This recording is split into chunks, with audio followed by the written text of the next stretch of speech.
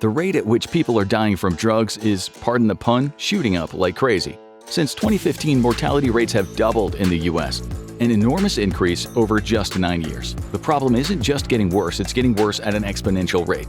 That's because the drug scene is changing, and today's drug landscape is much more dangerous than it has ever been before, with intensely powerful opioids and fatal combinations that far eclipse even heroin in terms of danger.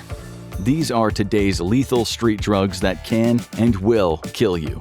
Morphine is a pretty dangerous drug, but it was eclipsed at the latter end of the 20th century by the rise in opioids, primarily heroin. If an opiate is a drug naturally created from opium, an opioid uses synthesized chemicals either partially or completely. These opioids behave similarly in the body but have the potential to be far more potent. Heroin's real chemical name can either be diamorphine or diacetylmorphine. It has morphine in the name because chemically it's quite similar, but instead, it's made synthetically from the dried latex of the Papaver somniferum plant. The result is a drug that's around 2 to 3 times as strong. If there's one piece of advice that heroin users will give you, it's to never try it at all. Heroin has been described as being your best friend. Injected straight in your veins, the drug immediately washes through your bloodstream in high quantities. It floods into your brain where it's converted into morphine and immediately binds to your opioid receptors. What comes first is the rush that hooks so many. A feeling of intense euphoria washes over your entire body. It's the best, most intense feeling you'll likely ever experience, eclipsing even the most special moments in your life, like your wedding or the birth of your first child. It feels that good. Former addicts who have been clean for years still report thinking about heroin on a daily basis, sometimes obsessively for hours at a time. It synthesizes a wave of emotion so positive that it breaks the brain. We're not built to experience the kinds of chemical highs that come from heroin, and once our bodies have a taste of the feeling, it's painfully hard to go back to daily life. For decades, heroin was seen as one of the most deadly drugs in the US. But if you look at a graph of drug-related deaths since 2015, heroin deaths are falling. From a peak of around 5 deaths per 100,000, it dropped down to just 1.8 in 2022. Good news, right? Sadly, that's not the case because there is a new line on that graph that has spiked to 22.7 over that period, a category of opioids driven up there primarily by the meteoric rise of fentanyl. Fentanyl is entirely synthetic. Structurally, it's similar enough to heroin, but the minor differences between the two add up to a huge impact. While heroin was 2 to 3 times stronger than morphine, fentanyl is anywhere from 50 to 100 times as potent. Take a second to realize just how major of a change that is. Heroin, the drug infamous for ruining the lives of hundreds of thousands, if not millions of Americans, is just a fraction as powerful as fentanyl.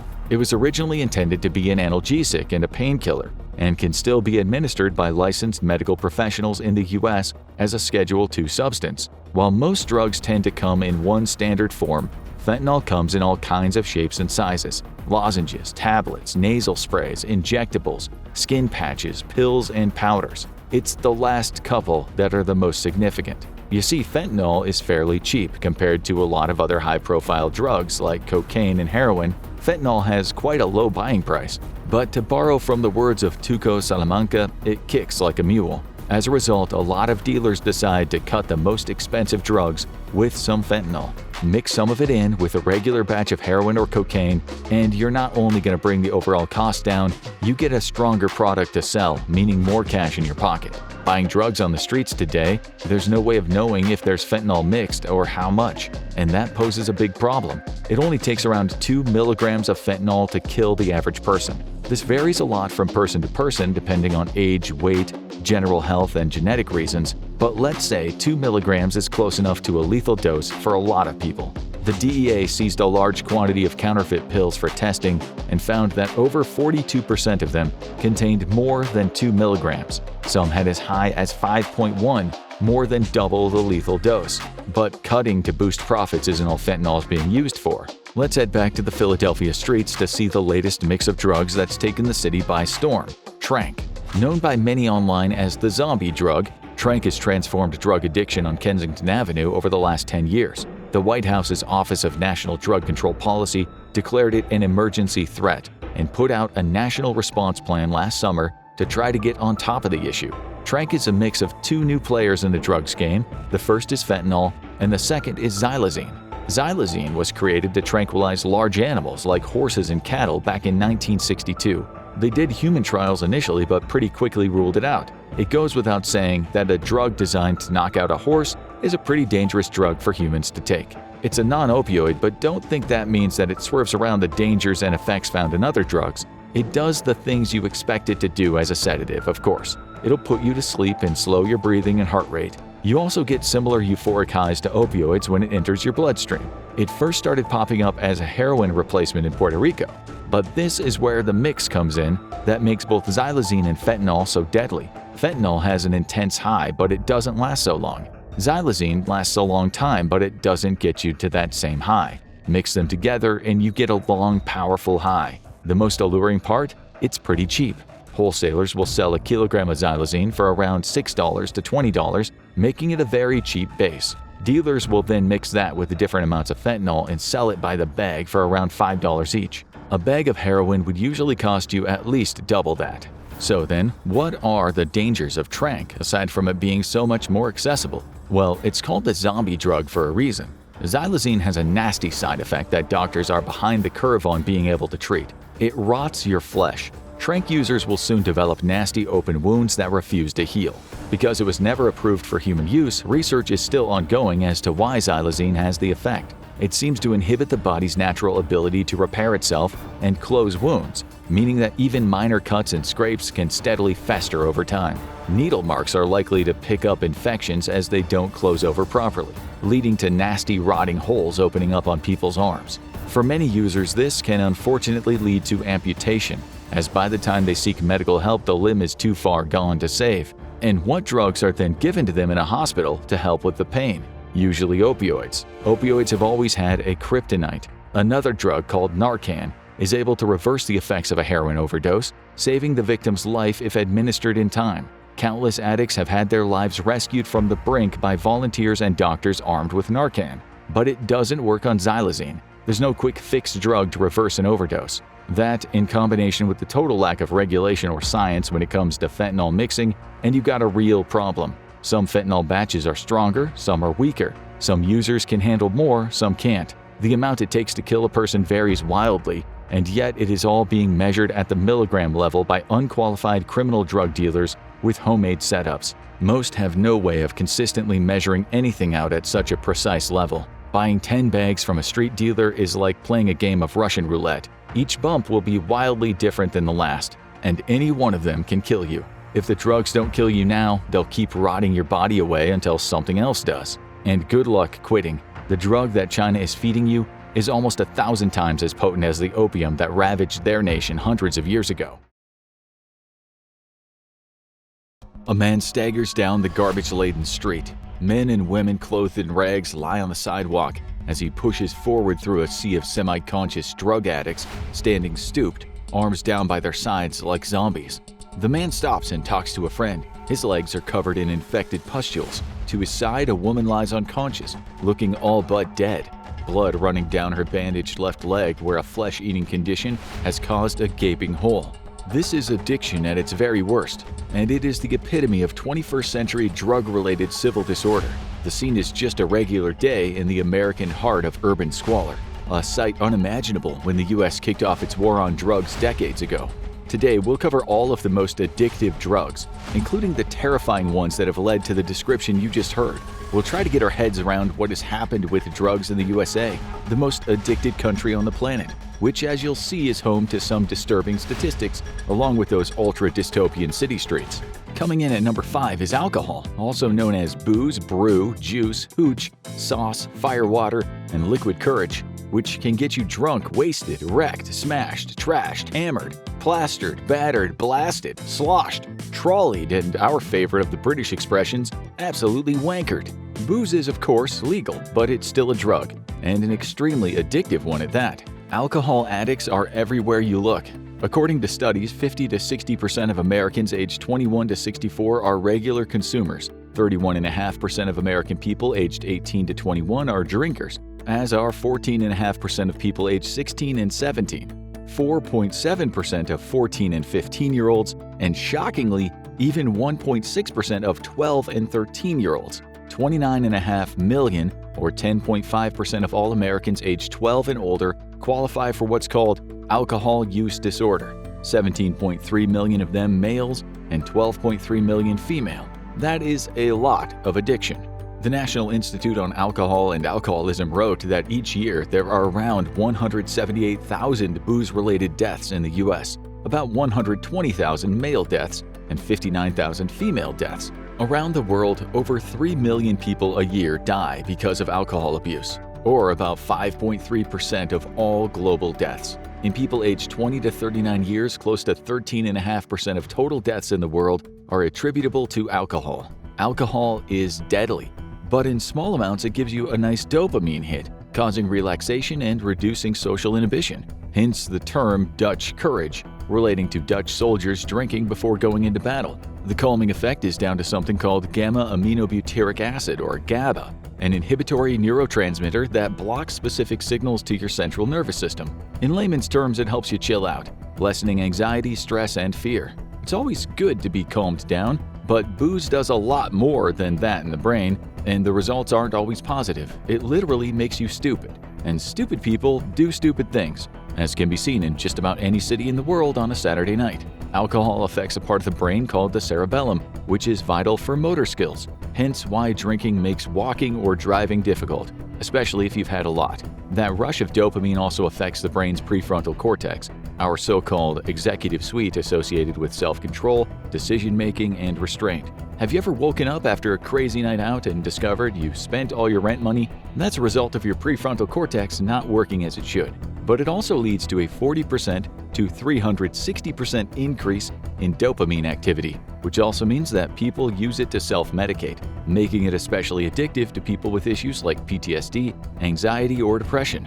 In fact, 22% of people who drink in the world will develop a dependence, and for many of them, it's a way to deal with the psychological issues. Even so, the vast majority of people in the world can't control their drinking. It's an ongoing debate if there's a safe limit as to how much you can drink. But people for the most part will drink with friends, have a glass of wine at home, watch sports with a couple of beers, drink some champagne at weddings, and it won't kill them or lead to an arrest. But for those who do become addicted and try to quit, they quickly find the most insidious aspect of alcohol addiction: the withdrawal symptoms. And these can be severe, arguably the very worst of all drug withdrawal symptoms. Putting all that alcohol inside you has affected how your central nervous system works, and because it has a depressant effect on your body, the body tries hard to keep you awake or alert while on booze. When you suddenly quit drinking, the body is still in this ramped up mode, so you can feel very wired, and you start to shake and feel severe anxiety. And these are the mild symptoms. Those in the grips of severe symptoms can start to hallucinate, possibly talking to people who aren't even there, or brushing spiders off their body. This might happen within the first 2 days of stopping, and the nightmare can get much worse. About 5% of people will have what are called delirium tremens, or DTs, after the initial anxiety. The person will become extremely agitated.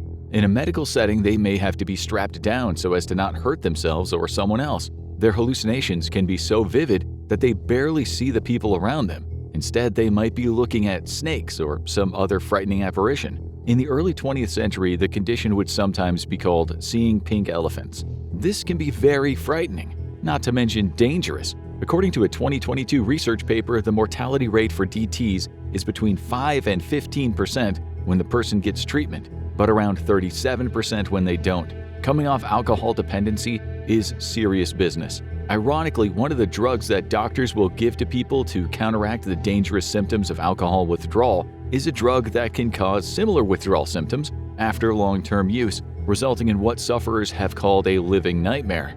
Welcome to benzo hell. Unlike alcohol, benzodiazepines, or benzos, are prescribed by doctors, although they're also sold on the streets. But as you'll soon see, the street versions, which are oftentimes counterfeit, can be dangerously contaminated. For decades, society and much of the medical world seem to ignore or underestimate just how dangerous and terrifying benzos could be when they're stopped abruptly. And taking one of those so-called chill pills with brand names such as Xanax, Klonopin, Valium, or Ativan is often talked about in a lighthearted way in the movies or on TV. But chill pills, in fact, are not to be messed with. Like alcohol, they work on the GABA system, so indeed they chill you out. But also, like alcohol, your body gets used to being in chill mode.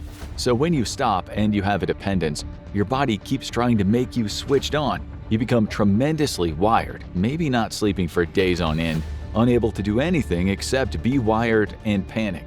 You get rebound anxiety for the anxiety you'd been trying to prevent. You can become so worked up that it leads to seizures that can kill you. We visited a benzo withdrawal forum online, and there are many reports of people having seizures, and lots of people lose their minds to the point of a complete nervous breakdown. Many lose their partners, their jobs, their savings, everything. Benzos used to be handed out like candy by doctors who underestimated just how serious withdrawal could be. What's now referred to as benzodiazepine withdrawal syndrome. Thankfully, today doctors will not usually prescribe benzos for weeks unless it's absolutely necessary. It's hard to say how long it takes to form a dependency though. Everyone is different. It could be months, or it could be just weeks of daily use. The pills themselves can be lifesavers for panickers or insomniacs. They're incredibly effective at calming a person down, but this leads to people taking them when not absolutely necessary. They might then become tolerant, so they increase the dose, or their doctor does. We visited a lot of forums to research this video, and reading what people say about benzo withdrawal is enough to turn anyone off from ever taking them. People talked about chemical brain damage that even years after stopping, they said, still made their lives difficult. Others discussed their paralyzing anxiety during withdrawal, or feeling like bugs crawling on their skin, the night terrors, their tremors, their inability to barely speak, having body spasms, hallucinations, psychosis, mania, paranoia, derealization, depression, intractable insomnia, and for one person what he described as an incredible Hulk rage. Another person, a self-confessed lifelong recreational drug taker, called benzos the most dangerous drug I've ever taken. According to the U.S. National Institutes of Health, 30.6 million American adults, or 12.6% of the population, use benzodiazepines. 25.3 million, or 10.4%, take them as prescribed by their physician, and 5.3 million, or 2.2%, misuse them. And the highest incident of misuse falls into the 18 to 25 years of age category. In Scotland, according to the BBC, there was so much misuse that it was dubbed a Valium crisis. In 2019, the BBC published a story with the headline, "Street Valium Blamed for Unprecedented Spike in Drug Deaths." The so-called street blues were selling for pennies, since traffickers were producing so many. Some of them were coming from China, something we'll get to later. In 2023, an Australian newspaper wrote the headline, "Common Anti-Anxiety Meds Turning Australians into Accidental Addicts." Usage in Australia over the last 20 years has shot up, with 1.4 million Australians being prescribed 5.1 million scripts of these chill pills from 2020 to 2021. The same article said that since these are prescribed by the doctor, people don't see themselves as becoming drug addicts, and that the proportion of accidental overdose deaths due to benzodiazepines has doubled in the past 20 years, up 32.5% in 2021. As with another kind of drug we'll talk about, some of the blame for the benzo crisis lies with doctors and pharmaceutical companies who might endorse the use of benzos when it's not always medically necessary. The benzodiazepine market was worth $2.35 billion in 2022 and is expected to reach $3.1 billion by 2032. These pills can be a lifesaver, but they can also be a life ruiner. And behind both are people profiting who don't care either way. This puts benzos high on the most addictive drugs in the world. And the next drug, while not as dangerous in terms of withdrawal symptoms, is even harder to kick. Like alcohol, nicotine is legal, and smokers consume about 5 trillion cigarettes a year, costing about $2 trillion in economic damage, but making a whole lot of people very, very wealthy. In 2024, the global tobacco market generated a revenue of almost $1 trillion and is expected to increase by another $130.2 billion by 2029. That's why you won't be seeing an end to the tobacco business anytime soon. According to the WHO, there are around 1.3 billion smokers in the world, with around 1.1 billion using cigarettes as their fix, and the rest using various other kinds of tobacco products.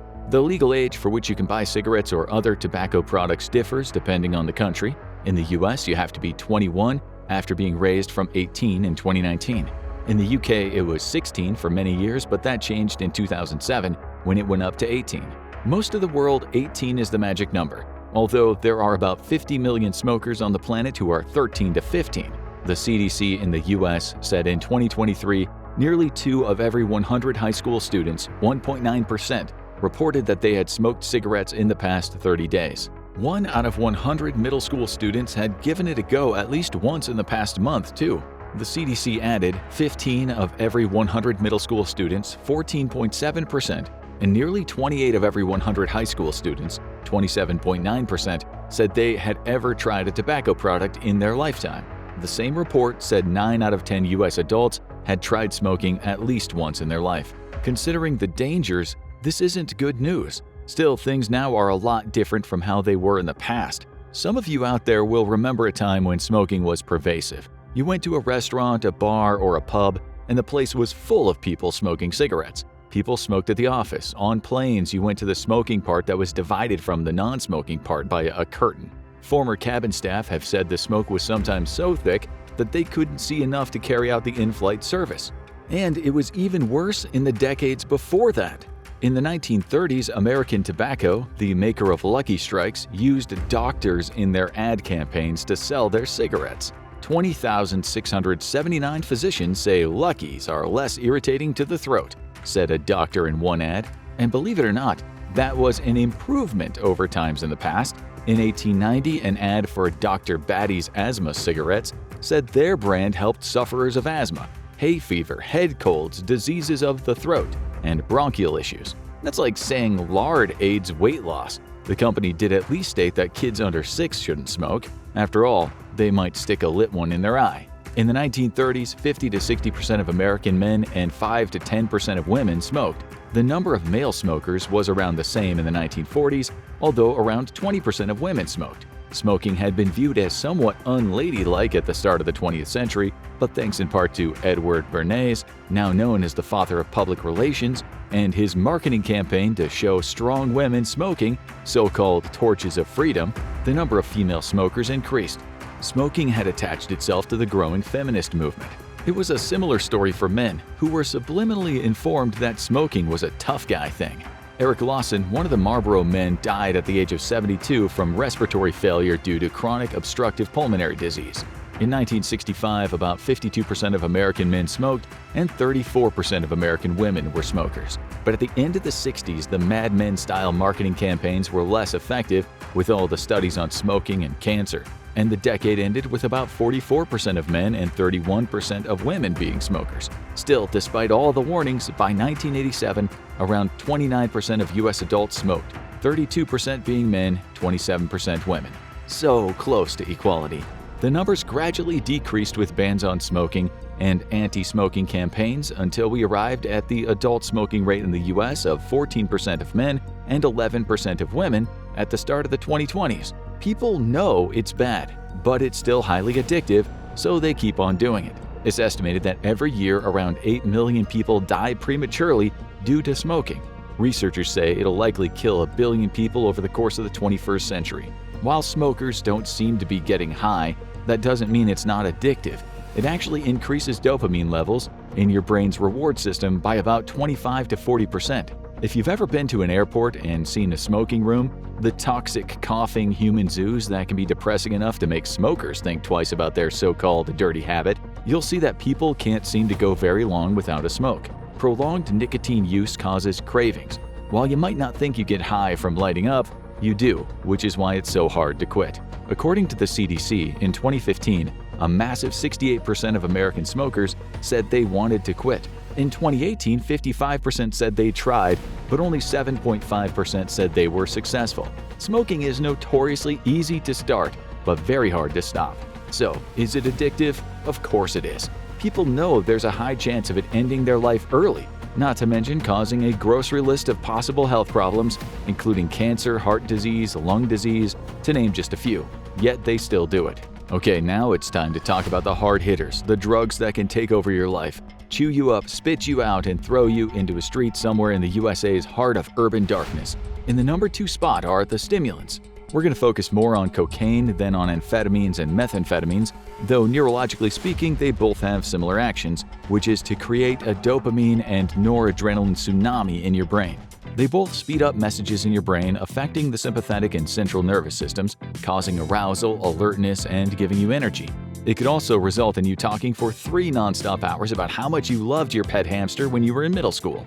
It's thought there are around 22 million cocaine users around the world right now, with as many as 1.5 million regular users in the US, and experts say we're doing more coke than ever. In the UK, where groups of men and women are often seen bunched in toilet stalls together on a night out, there is coke in the sewage water. Scientists said in 2015 that London sewage had the highest cocaine concentrations in the whole of Europe. We kid you not, a marine biologist in Britain in 2024 said there is so much contamination in the sea around Britain that the crabs are on cocaine and the shrimp are on speed, which could affect their behavior and upset the natural ecological system.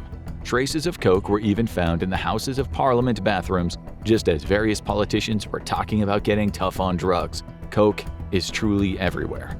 The Global Report on Cocaine 2023 said coca cultivation rose 35% from 2020 to 2021. Seizures of cocaine hit record levels at about 2,300 tons, and it's believed only 20 to 25% of the coke that is shipped gets seized at some point. Most of it hits the streets where it could be cut with something, and so grown in size but become weaker, sometimes to the point of it containing hardly any cocaine at all. Some British coke that was tested in a lab not too long ago had only a 10% purity, but Channel 5 News in 2019 reported that the purity of cocaine in Britain has risen from an average of 20% to 80% in just 10 years. Unlike methamphetamine, the drug that powered so many soldiers during World War II, cocaine has not been demonized as much, making it seem more acceptable in society. Meth is often viewed as kinda trashy, while coke has throughout the decades been linked to Wall Street traders, Hollywood movie stars, high-powered sales executives, and people who can't wait to tell you about their screenplay.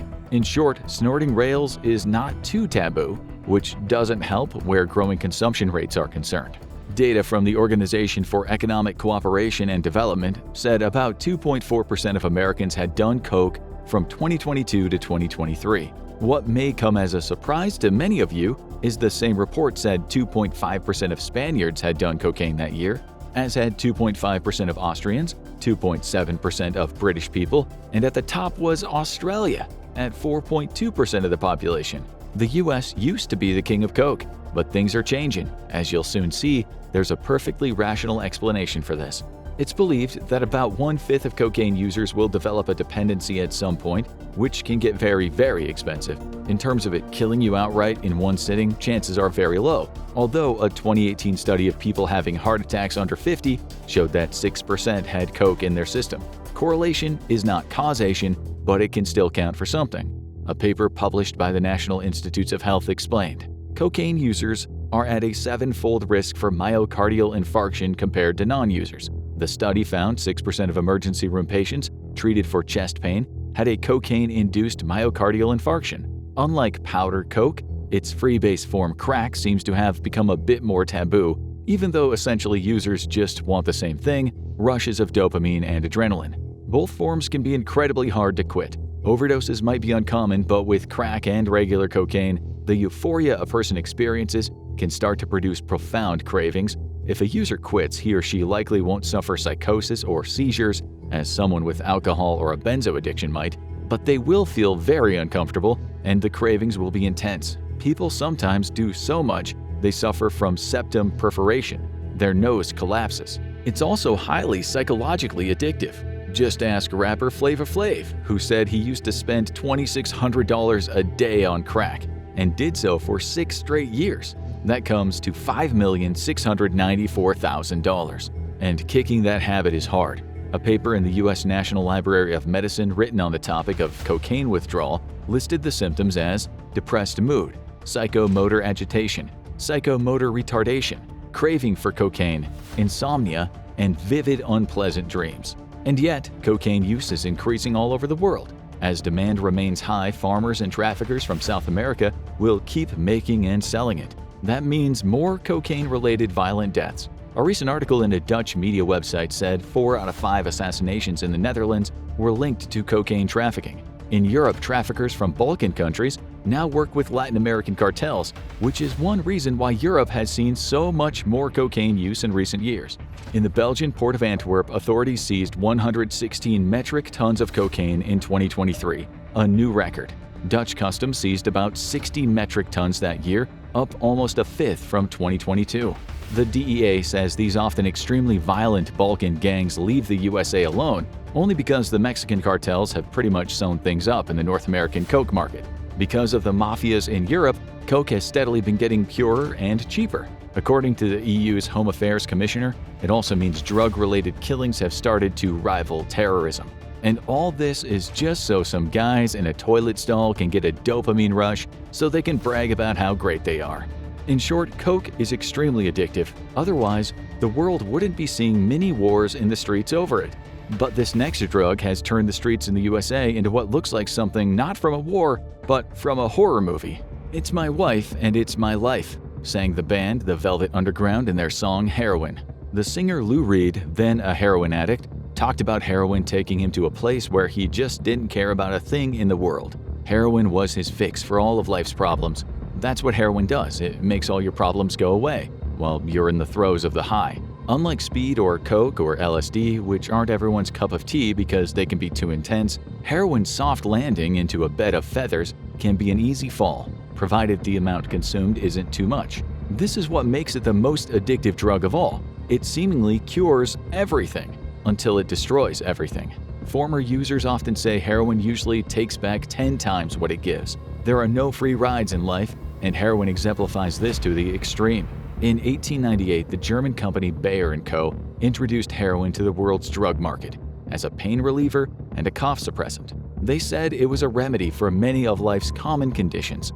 This seems ridiculous to us now, but you'll see in a few minutes how pharmaceutical firms tried something similar in the 21st century. Since heroin was introduced, it's been the go-to fix for artists, rock bands, and poets, and often traumatized hordes of the world's meanest streets. For many years, it was perhaps the most demonized drug of them all. Heroin, unlike cocaine, was often associated with being down and out. It tore families apart and it made people do anything for their fix, even though the withdrawal symptoms are not as bad or as dangerous as benzos and alcohol. One of the major problems with demonizing drugs has always been the fact that not telling the truth about them can lead to younger people not understanding the dangers or never believing adults because they were lied to about drugs. Your brain on drugs is not a fried egg. Heroin is supposed to feel good. After all, it ups your dopamine levels by about 200%. You might now be wondering, if both heroin and cocaine lead to the release of dopamine, why are they so different? Most recreational drugs, in fact, release more dopamine than is usually made in the brain, but they don't all produce the same feelings. Heroin converts to morphine in the brain, and it binds very rapidly to opioid receptors. Opioid receptors play a big role in regulating pain. Once activated, they inhibit pain signals in the brain and the spinal cord. That's why opioids are used in medical settings. The feeling is usually a surge of warmth, described as a rush. This usually comes with euphoria and drowsiness, but it can also make people quite upbeat and chatty, especially in lower doses. The pain it fixes for many people is also emotional pain. Heroin often becomes not a social drug, but something people do in the privacy of their own home, or their cardboard box or toilet cubicles at work. In higher doses, people can gouge out and nod off, which looks like them falling asleep while sitting up, perhaps falling forward over their keyboard at work and suddenly jolting back. The high can also result in the release of histamines, which is why heroin users tend to scratch a lot. To the advanced user, it's pretty obvious who's on heroin. Scratching is a giveaway, as are small pupils, nodding off at work, or sometimes being overly and insincerely friendly or glib. But the use of opiates at lower levels might not seem to have much of an outward effect on the user at all, which is why so many functional addicts hold down jobs and go about their lives normally and remain on the drug for many years, with hardly anyone knowing. You can look very normal on opiates, as is often the case for millions of Americans on prescription opiates. It's when you don't have them or do too much of them that makes people look like the so-called junkies. Tolerance can quickly develop with heroin, which means the body gets used to it and so a higher dose is needed. Addicts often talk about chasing the first high, which they will never attain again. Heroin slowly rewires the brain. You start to need the heroin because the brain adapts to all that unearned dopamine being produced. Once addicted, they often say they take their heroin just to avoid getting sick. The withdrawal is physically very uncomfortable, but not as dangerous as coming off of booze or benzos. A woman told The Times, "It's like a demon crawling out of you. You'd rather just die and be done with it than go through that." And even if you do get through the 5 or so days of physical withdrawal, 2 or 3 intense days, your brain that got used to the heroin doesn't make as much dopamine anymore, so you can feel incredibly depressed. Dependence like this doesn't happen overnight. Users often have to do it daily for several weeks to form a dependence, although for some people it can take as little as 2 weeks. One of the biggest problems, evident in the fact that 1,106,900 US residents died from overdoses from 1968 to 2020, is that it's not always easy to control how much of a dose you take. As little as 5 times over a safe dose can kill you. And street heroin can be maybe 10% or 90% pure. You just don't know what you're getting. The vast majority of fatal drug overdoses in the US involve an opiate. In 2023, 295 Americans died every single day due to drugs, and most of those deaths were from opioids. Opioids are central nervous system depressants, so high doses can lead to respiratory depression. In short, you stop breathing and you nod off for eternity. Another major issue is the new synthetic opioid called fentanyl. It's about 50 times stronger than heroin and much cheaper to make. Just 2 milligrams can be lethal. Carfentanil, also a synthetic, is 100 times stronger than fentanyl. In the USA, 36,359 died from fentanyl overdoses in 2019.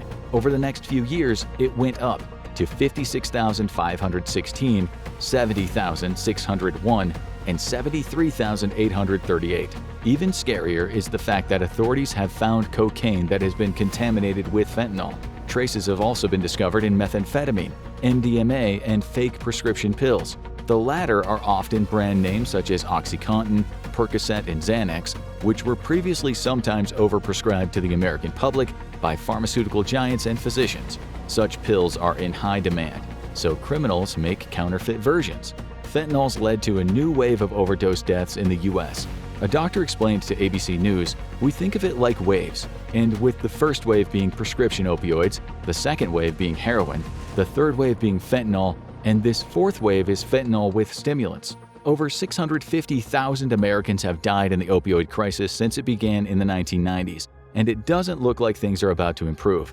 The waves are a tsunami of death and misery washing over America. Not helping things is the way pharmaceutical companies cleverly and sometimes insidiously marketed pain pills and put the heroin equivalents in nice boxes, which led to the use of opiates taking off in the USA among regular folks who never dreamed they'd essentially one day become junkies. Purdue Pharma, the maker of OxyContin, is the company that springs to mind, but there are various kinds of so-called heroin pills made by multiple firms. Some of these companies wrongly said such pain pills were not very addictive, basing this on no credible evidence whatsoever. Heroin and other opiates, as it turns out, are highly addictive, but they were being treated like essential oils. It's not surprising then that the US Department of Health once famously said the United States makes up 4.4% of the world's population and consumes over 80% of the world's opioids. The US government cracked down after certain companies were exposed for essentially pushing drugs like heroin on the public. But many of the addicts this created were already hooked, so they went to the streets. In 2018, a study said that 75% of Americans who used opioids recreationally had started their drug-taking careers with legitimate prescriptions. There are stories of elderly people getting hooked on prescriptions, and when told the prescriptions were no longer available, they went out into the mean streets and scored bags of dope from people they'd never dream of meeting. Grannies of suburbia who'd never even smoked weed because they believed taking drugs was immoral or dangerous were now mixing with drug-peddling street gangs. It was eternally embarrassing for them, but heroin was that addictive. As we said, everything heroin gives you, all that warmth and courage and not giving a damn, will usually make you pay back tenfold. It's so addictive that it requires all your energy and time. You can't live without it. You can't travel without it. It becomes your ball and chain. You can become utterly selfish in your devotion to your high, someone you never imagined could exist. You might start constantly to lie. You might even steal. It can take everything you love away. And all the time it becomes less and less effective until you need it just to feel normal. Indeed, heroin is the epitome of the Faustian bargain, the deal with the devil. Abandon hope, all ye who enter here, should be embossed on the back of every opiate pill and brick of brown tar smack or China white heroin in existence. Once addicted, most recreational users often can't get enough of it. They do desperate things to get it. They don't care of their health. Many inject it, which at some point will likely cause an injury. They often inject stuff mixed with impurities. They shoot up evil combos designed to be stronger and so are much more lethal. Welcome to the American nightmare we mentioned at the beginning of this video. These so-called zombies in the streets are people who've likely taken heroin or fentanyl combined with a drug called xylazine. Xylazine, known on the streets as tranq, is actually for horses, seriously, and other animals too. It's a legitimate veterinary tranquilizer often used as a sedative. A paper in Science Direct explained, its primary goal is to calm down animals undergoing medical procedures or testing while minimizing their suffering. There was some testing on humans as a potential sedative, a painkiller, or an anesthetic, but the FDA put up a red light because of its effects on the central nervous system. It's good for pigs, but not for people, was the FDA's decision. Because it's never been approved for humans, this means drugs to counteract its toxicity in humans have never been created, and neither have ones to treat addiction to it. The zombie drug, therefore, is a fairly unknown entity in the world of human drug taking. We do know that injection sites can turn into ulcers, and if the ulcers aren't treated, they can turn into holes, and the holes can become infected, and so on until the limb is completely ruined. If you want a formal explanation, the study we just mentioned said, the mechanism by which xylazine causes skin wounds is not well understood, and wounds have been reported beyond the sites of local injection. It has been postulated that the pathogenesis involves peripheral vasoconstriction from A2 receptor activation. That means that the blood vessels become constricted, and so the affected area doesn't get enough blood, which can lead to the tissue dying. There's also been an increase in xylazine fatal overdoses. The CDC said they went up 30% from 2019 to 2020. In 2021, xylazine was said to have been a factor in 3,468 U.S. deaths, 73% of them men. It's when it's mixed with fentanyl, though, that it becomes really dangerous.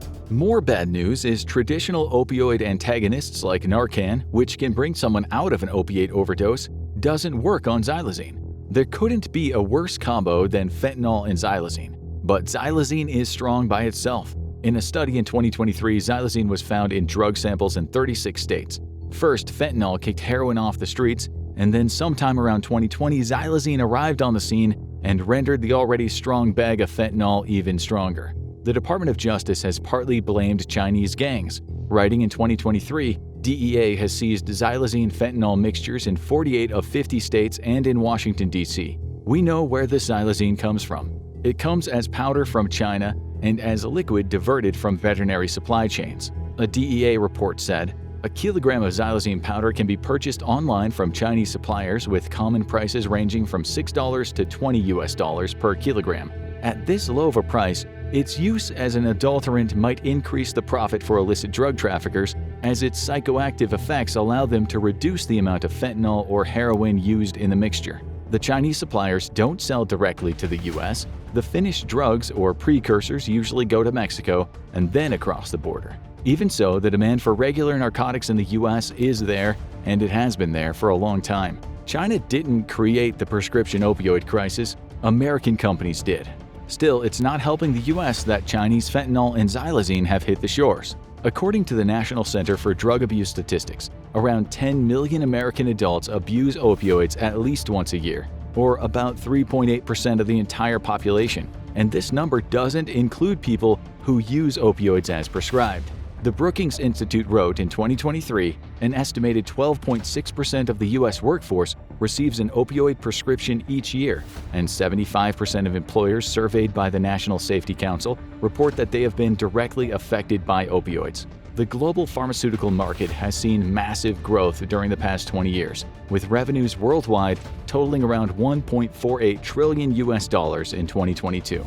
And now we have fake pain meds coming to the US via China or Mexico, pretending to be the legal ones that so many addicts dearly want. Had those glitzy marketing campaigns for opioids never been a thing, it's hard to imagine the counterfeit explosion would have happened. "It's not working!" screams a medic as he administers a second dose of Narcan, an opioid overdose reversal agent, up the nose of a man who's been lying unconscious in the filthy street. The man's arms and legs are a map of painful weeping ulcers. A few feet away, a young woman barely looks up as she plunges a needle into the stump that was once her leg. This isn't a scene from a television show. This is the reality of today's inner cities. In today's episode of the Infographics Show, we'll look at the new street drug that rots your skin.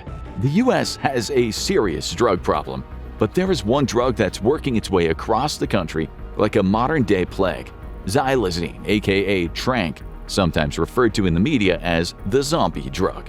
Philadelphia's Kensington area was once a bustling community, but now it's a deindustrialized wasteland of drug-addled civic failure that's been called the Walmart of heroin. But it's xylazine that's becoming the drug of choice here. It's currently in about 90% of Kensington's entire drug supply, and as you'll see later, it's spreading its arms around America, and as of late has been causing havoc across the pond in Europe in places such as the UK, Estonia, and Latvia. Xylazine itself is a deadly serious matter, not only because of the adverse effects it has on the body, but because it doesn't respond to the medicines that can rescue someone from a potentially fatal overdose. It isn't an opioid, so Narcan or naloxone can't bring someone back from the dead if it's tranq that's coursing through their system. Xylazine is not for human consumption. It's fit for horses, cows, pigs, and maybe your pet pit bull, but it certainly isn't supposed to be in you. Still, a drug that's used to sedate animals can just as easily calm down humans on the streets of Philadelphia and wherever else xylazine now calls home. It knocks you out, it makes you feel good, it helps you forget. It also causes ataxia, a loss of muscle control that affects coordination, which is why, in their euphoric stupor, users tend to lean forward with drooped arms in the style of flesh-eating zombies. It doesn't look like it from the outside, but this feeling is pleasurable and highly addictive. It does exactly what its users paid for, but this comes with the major drawback of some serious adverse side effects. If it doesn't kill you, it can create a situation where your body tissues start to die, aka necrosis. The injection sites can turn into small wounds in the skin, and those wounds can fester and turn into large infected, gaping ulcers. Users become hooked on a drug that can rot their bodies and cause vasoconstriction, a reduced blood flow to bodily tissues. Tracy McCann is a 39-year-old woman on the streets of Kensington whose skin started turning scaly after injecting what she thought was fentanyl. It was fentanyl, but like most batches these days, it was mixed with xylazine to give it that extra kick. As we'll soon show you, xylazine is also cheap, so traffickers mix it with other drugs, saving them money while killing off American citizens who usually don't know what's in their fent, smack, crack, crank, or fake prescription pills. McCann got hooked on pain meds after a car crash. In 2009, she met a guy in rehab, and he introduced her to heroin. Her story is a template for American drug addiction in what experts call the three waves of the opioid crisis. Wave 1, people got hooked on prescription pain pills. Wave 2, they went to the streets to find heroin when their well of pills ran dry. Wave 3, a tsunami of synthetic opioids washed over America. 10 years after her introduction to heroin, McCann switched to a more potent fentanyl. And in 2020, when xylazine had already made its way to the streets of Philadelphia, she soon found herself hanging out with people whose ulcerated arms and legs were covered in fleas and maggots. Even after watching a man get shot dead in front of her, she couldn't escape the grasp of xylazine. For everything it gives in pleasure, it takes back tenfold in pain. 38-year-old Brooke Pede lost her mother, sister, and wife all to drug overdoses.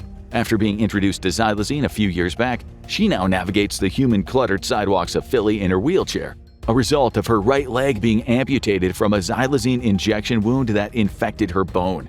Yet, rather than face a harrowing withdrawal, she keeps injecting into mangled arms, whose tendons are exposed under pus-oozing flesh. How did it get to this? A situation seemingly a million times worse than in 1971, when President Richard Nixon said drugs were the U.S.'s new public enemy number one. By the end of the 1970s, there were about 3,000 drug overdoses a year in the U.S., compared to well over 100,000 a year in the 2020s. Well, newer and more powerful drugs are on the streets, and certainly one of the factors for the massive increase in overdose deaths. Over 2/3 of recent fatal American overdoses have involved synthetic drugs like fentanyl and xylazine. Xylazine has existed since the 1960s, but trials in humans were stopped because of the danger it posed. It caused serious respiratory depression and low blood pressure, so the FDA put up the red light. Humans just didn't think to use it to get high. It wasn't until 2018 that it started to become a mainstay in Kensington and some other areas around the US where drug dealers were selling it at $5 a shot, rather than the $10 for a shot of straight heroin. During the pandemic, usage soared as traffickers diverted more and more stocks of xylazine meant for beasts and pets to walking, talking Homo sapiens. But something far more worrying had to happen to create the dystopian present day where thousands of xylazine deaths now happen each year, about 3/4 of them men. Traffickers started making xylazine themselves, rather than merely diverting veterinary supplies. This was when xylazine hotspots started to pop up in the 2020s, which according to the CDC were Delaware, the District of Columbia, Maryland, Pennsylvania, Virginia, and West Virginia, followed by regions along the East Coast such as those bruised and battered streets of Philadelphia. The latest data tells us that xylazine was found in drugs in 48 of 50 U.S. states. It keeps spreading and it doesn't look like it's going to go away anytime soon. In the UK, there were 11 xylazine deaths from 2022 to 2023. It wasn't just found in heroin samples, but in synthetic marijuana vapes and the fake codeine and Valium pills that pervade the poorer areas of many British towns and cities. Synthetics are the new normal, and there is no end in sight. They're cheap to make, hard to detect, and incredibly potent in minute quantities. According to the DEA, the precursor chemicals for xylazine have been coming from Chinese gangs, who've been selling it to Mexican drug cartels. The cartels then export it to gangs inside the US. At just $6 to $20 per kilogram, it's an affordable way to fatten a batch of heroin, fentanyl, or fake pills. The solution is made in makeshift labs on the other side of the US border. The labs keep expanding. The Breaking Bad-style chemists keep learning, and the American dream becomes a zombie-filled nightmare. The DEA recently called xylazine the deadliest drug threat our country has ever faced. And now cartels are mixing something even more potent than xylazine into their opioids. In 2024, there were reports in the US media about a stronger veterinary sedative that was being found in the blood of people who had overdosed. This drug, medetomidine, another animal tranquilizer, was said to be behind mass overdose outbreaks in Chicago. Like xylazine, it doesn't respond to Narcan. There have been cases in the ER when overdose victims had opiates, xylazine, and medetomidine in their blood, which is about as dangerous as playing Russian roulette 5 times in a row without reloading the bullet. With over 80% of the world's opioid users, the US is the main market for these creative criminal gangs. Gone are the days when they put all their effort into harvesting the pulp from opium poppies or farming marijuana, drugs that were safer than the killer concoctions on the streets in 2024. These synthetics are here to stay, finding a home where words like cheap and strong will always outweigh safety concerns. Robberies. They're messy business. We've all heard some gruesome tabloid stories of tweakers with cheap handguns shooting up a liquor store for $20 and a fistful of change. Or maybe the knockout mugger arrested after a string of robberies and assaults, going to jail for a half-decade for money a white-collar criminal triples in an hour. These things happen so often in the US that they barely even make the news anymore, and often end up ruining the lives of both the victim and the perpetrator. But let's see how a Colombian pro does it without even needing to carry a weapon. A pro like Demencia Black, the street name of a Bogota drug dealer interviewed by Vice in 2012. Demencia doesn't need to carry a gun or a knife because he's packing something even more deadly, a fistful of devil's breath, a chemical compound dubbed the world's scariest drug by many. And today you're going to find out why it's earned such a terrifying reputation. Let's say Demencia wants to rob a man for all he's worth. He'll spot his target, perhaps a businessman boozing at a local nightclub without a care in the world. The kind of guy with a Swiss watch and a platinum American Express card, both of which he loves to flaunt. When nobody's looking, Demencia will stroll toward his target with a smile, wearing a casual t-shirt and shorts. Hardly the most intimidating outfit for a hardened criminal, but you don't need to look scary when you have the devil's breath on your side. It's a fine, white powder similar to cocaine in appearance, but its effects are an order of magnitude more potent. Demencia taps his mark on the shoulder, and when the yuppie turns to him, Demencia raises his hand, a scoop of devil's breath nestled in his palm, and blows it into the victim's face. By this point, it's already over. In Demencia's own words from the aforementioned Vice documentary, with just that flash, the person is totally drugged. You wait a minute, and when you see it kick in, then you know that you own that person. You can guide them wherever you want. It's like they're a child. As for Demencia, this robbery truly is like taking candy from a baby. He tells the drugged businessman to get up and follow him, and the businessman does exactly as he's told without a single complaint.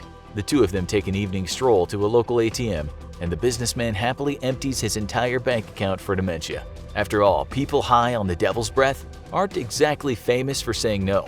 By the time the transaction is over, Demencia has made the kind of score your average American stick-up man can only dream of, and he did it without even carrying a weapon. A lot of stories about devil's breath, also known by its scientific name scopolamine and hyoscine, play out exactly like this. Whether they're true or scary urban legends, they often follow the template of a manipulative criminal using the drug to make someone do something they wouldn't normally consent to. Because the drug is synthesized from a number of plants, including a type of nightshade common in the upper region of South America, it's become a favorite among shady characters in the Colombian underworld. One famous and often repeated example is a man meeting a beautiful woman in a club one evening and deciding to take her home to his Bogota apartment. However, when he woke up the next morning, he found that the woman was gone and his apartment was totally empty. Furious, he went downstairs to ask the doorman what happened. The doorman told him that a van had pulled up in front of the building in the middle of the night and he and the woman had loaded all his possessions into the van. He asked the doorman why he didn't say something and the doorman said that he had. The man said it was just fine and he knew what he was doing. He would later find that the devil's breath had been slipped into his drink back at the bar. He'd entered a state so suggestible that he was willing to be an accomplice in a wholesale burglary of his own apartment. And sadly, robbery is not the full extent of the drug's use in criminal context. There have been a disturbingly large number of reports of the devil's breath being used to facilitate forced consent in sexual assaults, in place of the perennial drug Rohypnol, commonly known as roofies. Some incredibly sensational reports have even claimed that scopolamine is being used to incapacitate victims for organ harvesting operations. Though to be honest, that last one is most likely about as true as the hook-handed man on Lover's Lane or the killer hiding in the back seat. The same goes for stories of criminals somehow soaking the drug into business cards and passing them to unwilling victims. As scary as the thought would be, or just the thought of having to talk to a stranger for long enough to get their business card, it's unlikely that there's any truth to it. There just isn't much of a pharmacological basis for dangerous quantities of the compound being soaked into the skin through those means. But of course, the truth has never gotten in the way of a good horror story. It's a global tradition to move between eras of drug hysteria every few years, with one fashionable drug at a time typically being labeled the world's scariest drug. Typically, these drugs are connected to a huge number of horror stories and given supposed effects that sound like something out of a scary movie. In the 1980s and 1990s, people across the US were terrified that PCP, or angel dust, was turning drug addicts into unstoppable, superpowered killing machines. A few decades later, after the high-profile cannibalistic attack of Rudy Eugene, the so-called Miami Zombie, on Ronald Poppo, people were calling bath salts the zombie drug, despite the fact that Eugene was never actually shown to have the drug in his system during the incident. A wide variety of other drugs have been given this same treatment, from flakka to crocodile, and the devil's breath is no exception. However, even if some of the tales of devil's breath terror are exaggerated, the product of tall tales told by drug dealers getting high off their own supply, scopolamine is still a genuinely dangerous drug when abused. In 2015, the US's Overseas Security Advisory Council gave an unofficial estimate that there are 50,000 scopolamine-related incidents in South America every year. Naturally, this has put the fear into potential vacationers considering a Colombian getaway, and likely caused a few sleepless nights for members of the Bogota Tourist Board as a result. Scopolamine can have incredibly toxic effects on the body in high enough doses. Many scientists believe that scopolamine depresses the central nervous system and can lead to a bevy of side effects, from hallucinations to severe drowsiness to dry mouth, cardiac arrhythmia, and amnesia. If you overdose on the stuff and can't find treatment in time, it's extremely likely you won't live to see tomorrow. And when the elderly are given the drug, it massively increases the risk of dementia. So even if it doesn't turn you into a zombie on the spot, the drug can rob you of your mind and cognitive faculties in even more terrifying ways in the long run. You'd much rather deal with Dementia Black, the Colombian drug dealer, than the kind of degenerative dementia that turns your life into a living hell over time.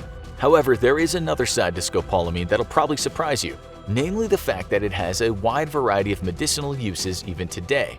Despite mainly coming into fashion as the scary South American mind control drug in the last 2 decades, scopolamine actually has a long and storied history. Early unrefined forms of scopolamine in Hyoscine have been used by various cultures for thousands of years. For example, the Aboriginal people of Australia, the oldest continuous culture on Earth today, have long used similar chemicals from the soft corkwood tree in bush medicine. And because of the powerful psychoactive properties of hyoscine, it also has been used for spiritual purposes across the globe for thousands of years, including states of ritualistic religious hallucination in users. It entered popular Western medical use in the late 1800s, pioneered first by German scientist Albert Leidenberg, and later suggested as a medical anesthetic by surgeon Dr. Schneiderlin. Because of its wide array of effects, the drug was tried out for various purposes throughout the 19th and 20th centuries. It came into use as a popular anesthetic for childbirth, an antidote to gastrointestinal spasms, and an effective treatment for post-operative nausea and vomiting. That last one is actually still one of its most common uses today. Scopolamine and similar chemical compounds have been used to stave off nausea for over a century now. From tribal chiefs to the Allies in World War II storming the beaches of Normandy, these chemicals have proven to be the most effective in staving off seasickness. But it just isn't the sea that a small dose of scopolamine can make a world of difference in. Most scientists agree that scopolamine is the gold standard when it comes to preventing all kinds of motion sickness, and wearing a small prescription scopolamine patch can make your travels far smoother than they've ever been before. But hey, this video was called the world's scariest drug, not the drug that'll stop you getting seasick. Are there other frightening uses of scopolamine? The answer to that question is absolutely. It goes without saying that Colombian drug cartels are unsavory people, vicious, ruthless outlaws who will do anything to turn a profit. And if that involves peddling and using drugs like scopolamine, so be it. But imagine if the drug's scary, mind-bending properties were used by a violent gang in full cooperation with this country's government. This exact situation played out during the mid to late 20th century in the Czech Republic, thanks to an extremely frightening group called State Security, colloquially referred to as the Czech Secret Police. Much like the East German Stasi, this group was a ruthless, repressive arm of the Soviet puppet state. They would spy, intimidate, torture, and murder to keep their masters in power. And like a lot of thugs working for repressive government regimes, a big part of their job was forcing confessions out of the perceived enemies of the state. And like a cheesy Bond villain, you better believe these guys had ways of making you talk. Of course, while state security were more than happy to grab the rubber batons and bolt cutters for some good old-fashioned torture, they also liked to mix it up a little. In the early 1900s, hyoscine had often been used as a kind of truth serum, but it was soon discontinued due to some of the unpleasant side effects we've already discussed. But state security weren't all that into human rights for their prisoners, so they had no problems with using a little of the devil's breath on their political prisoners to make them more open to suggestion. It's extremely likely that the answers produced by this method of questioning were unreliable to incoherent. But again, it's not like they really cared either way. As long as they got somebody, they were happy. And that's the story of the devil's breath, a semi-legendary drug favored by eccentric Colombian robbers, sufferers of motion sickness, and shadowy agents of the Czech Secret Police. Is it the scariest drug in the world? We'll leave that up for you to decide, given that much of its most terrifying stories exist somewhere in the murky space between fact and fiction. But either way, if Dementia Black is walking toward us with a handful of powder, we'll definitely be making a swift exit before he gets too close.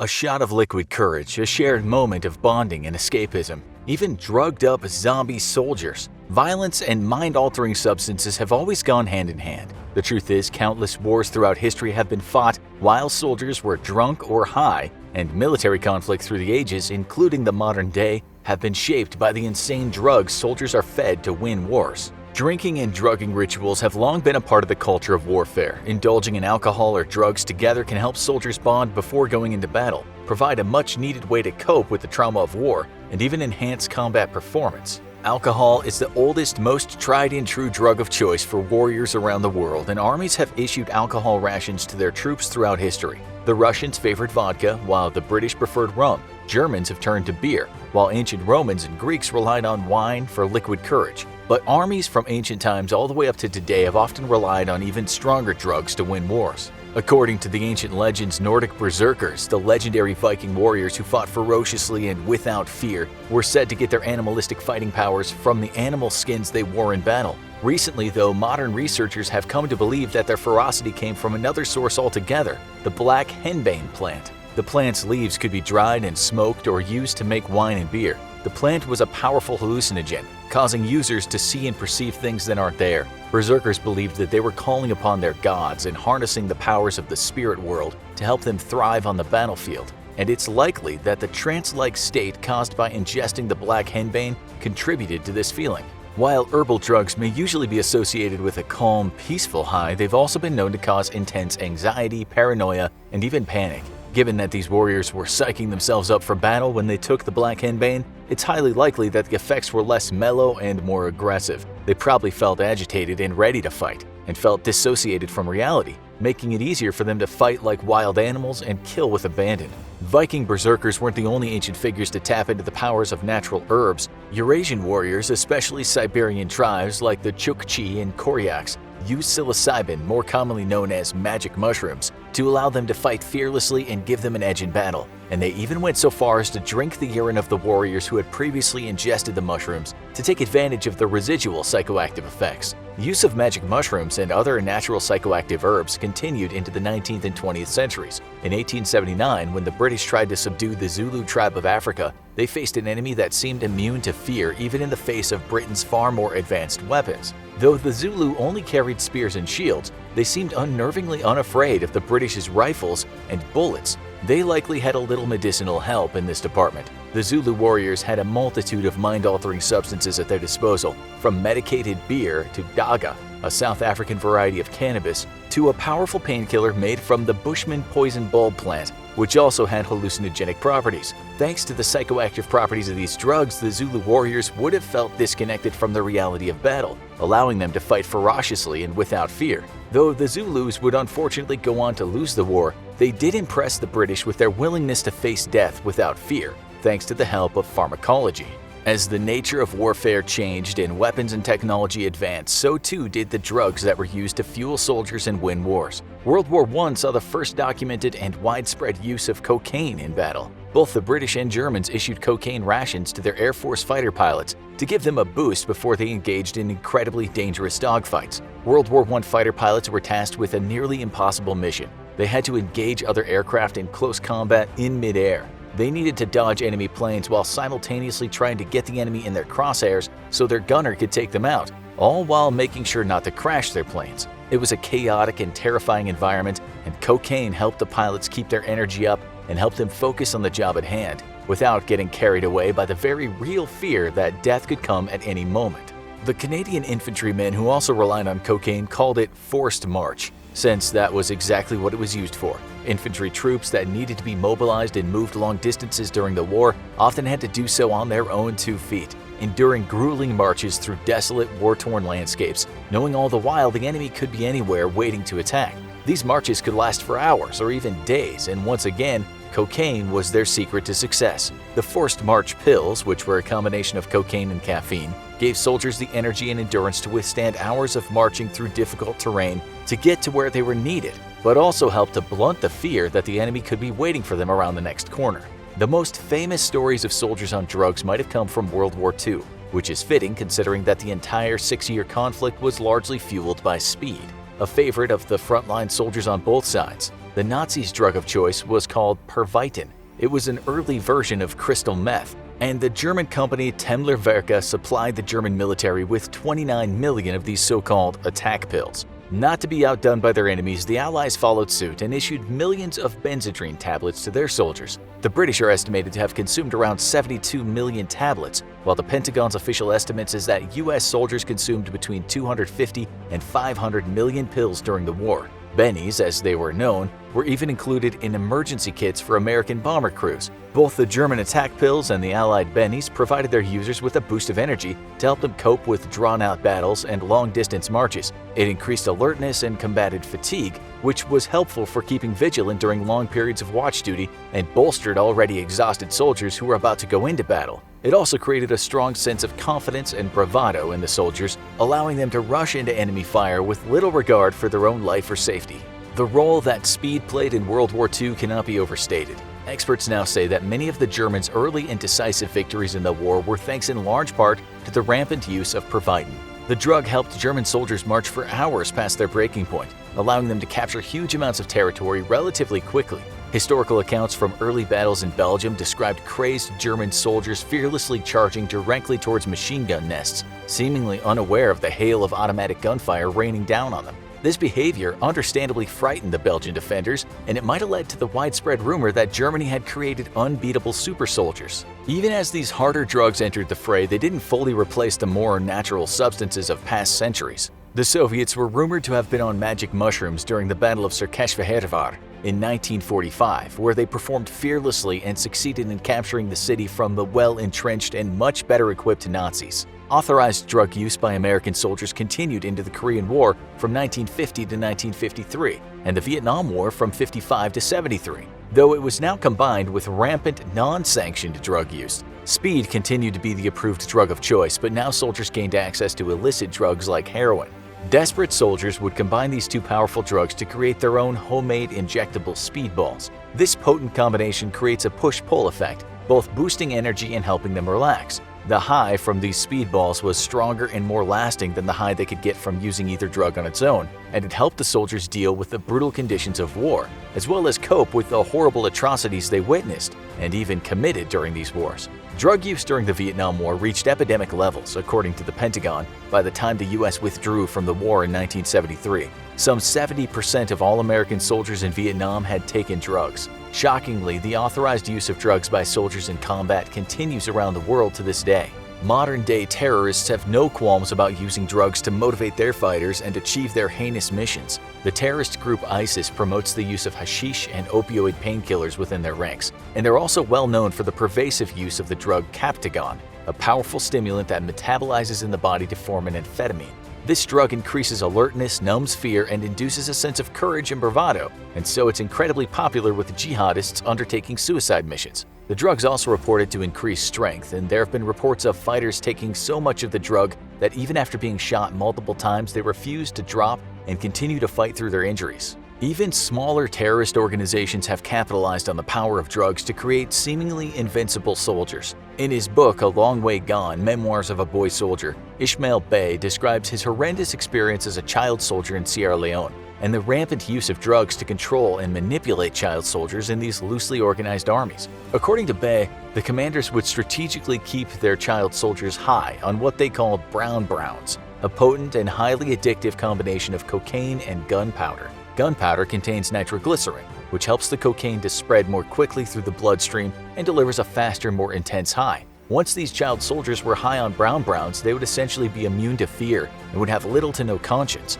Their commanders would take advantage of this altered state and force the children to commit terrible atrocities while they were high. This knowledge and shame that they'd done such horrible things while high, combined with a heavy dependence on the addictive drugs, kept the child soldiers loyal, obedient, and easy to control.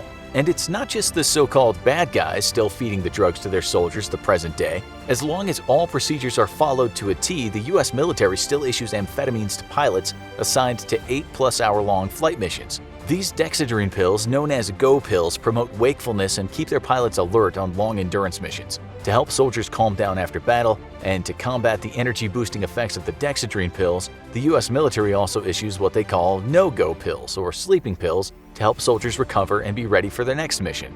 Other countries are following suit. In the UK, France, and India, the drug modafinil has recently replaced amphetamines for use in endurance missions and to combat sleep deprivation among pilots and other members of the military. The history of warfare and the history of drug use are inextricably linked, and with modern militaries continuing to use substances to alter their soldiers and enhance their performance, this is a trend that shows no signs of slowing down. It'll certainly be fascinating to see what kind of insane drugs soldiers are fed to win wars in the years to come.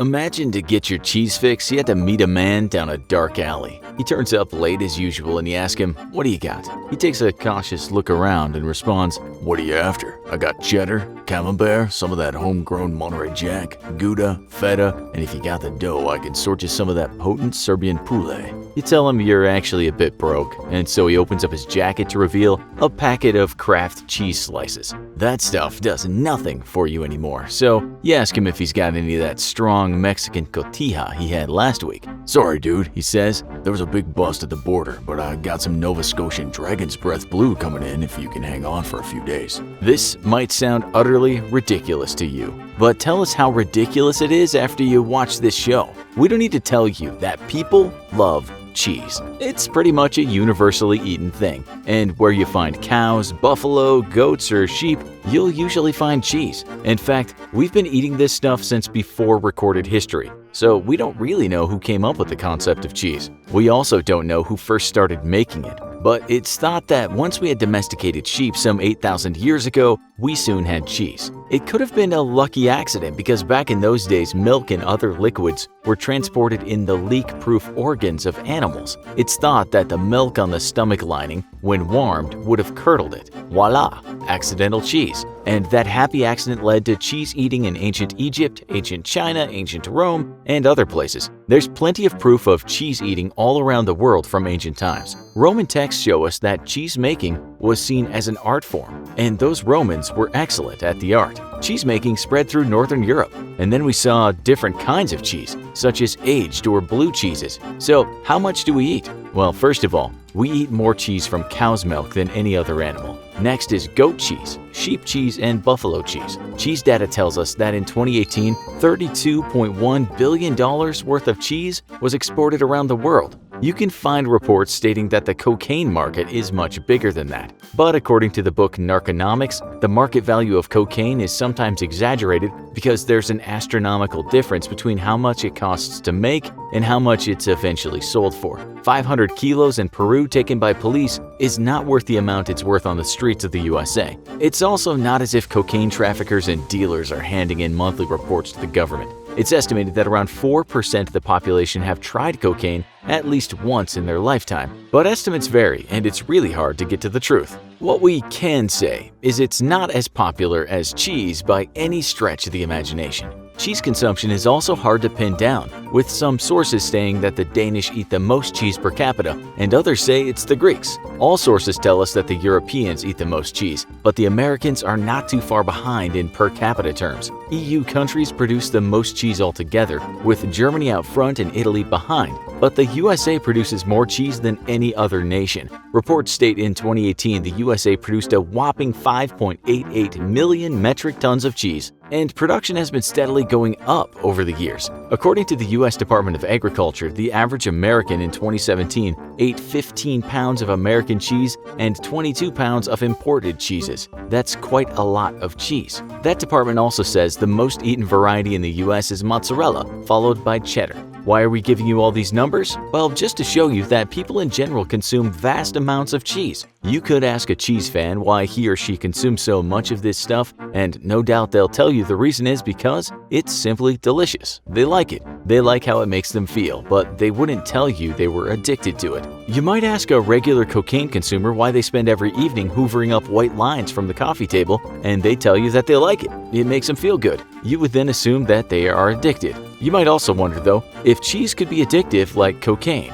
It might seem silly to even ask, but if you look at news reports from 2015, you'll find many media organizations citing a scientific report that claimed that people were hooked on cheese. That Parmesan dust was just as addictive as the fine white powder originating from a coca leaf. Researchers from the University of Michigan wrote that cheese is what you might call very Moorish. They used something called the Yale Food Addiction Scale to measure how people crave cheese, and they said people crave it like they might crave a drug. The reason for this, they said, is because, like other dairy products, it contains the chemical casein, and this can trigger the brain's opioid receptors and give a person a feeling of well-being. The cheese eater takes a bite and soon feels slightly euphoric. No doubt he'll go back for more at some point. People in the study were also asked to pick the foods they thought were the most addictive, and it turned out the food containing cheese was craved a lot. You might think, well, if it's down to the casein chemical, then why don't I crave milk? The researchers wrote that in cheese it's far more concentrated, so you get a much bigger hit. You get it in milk, but less so.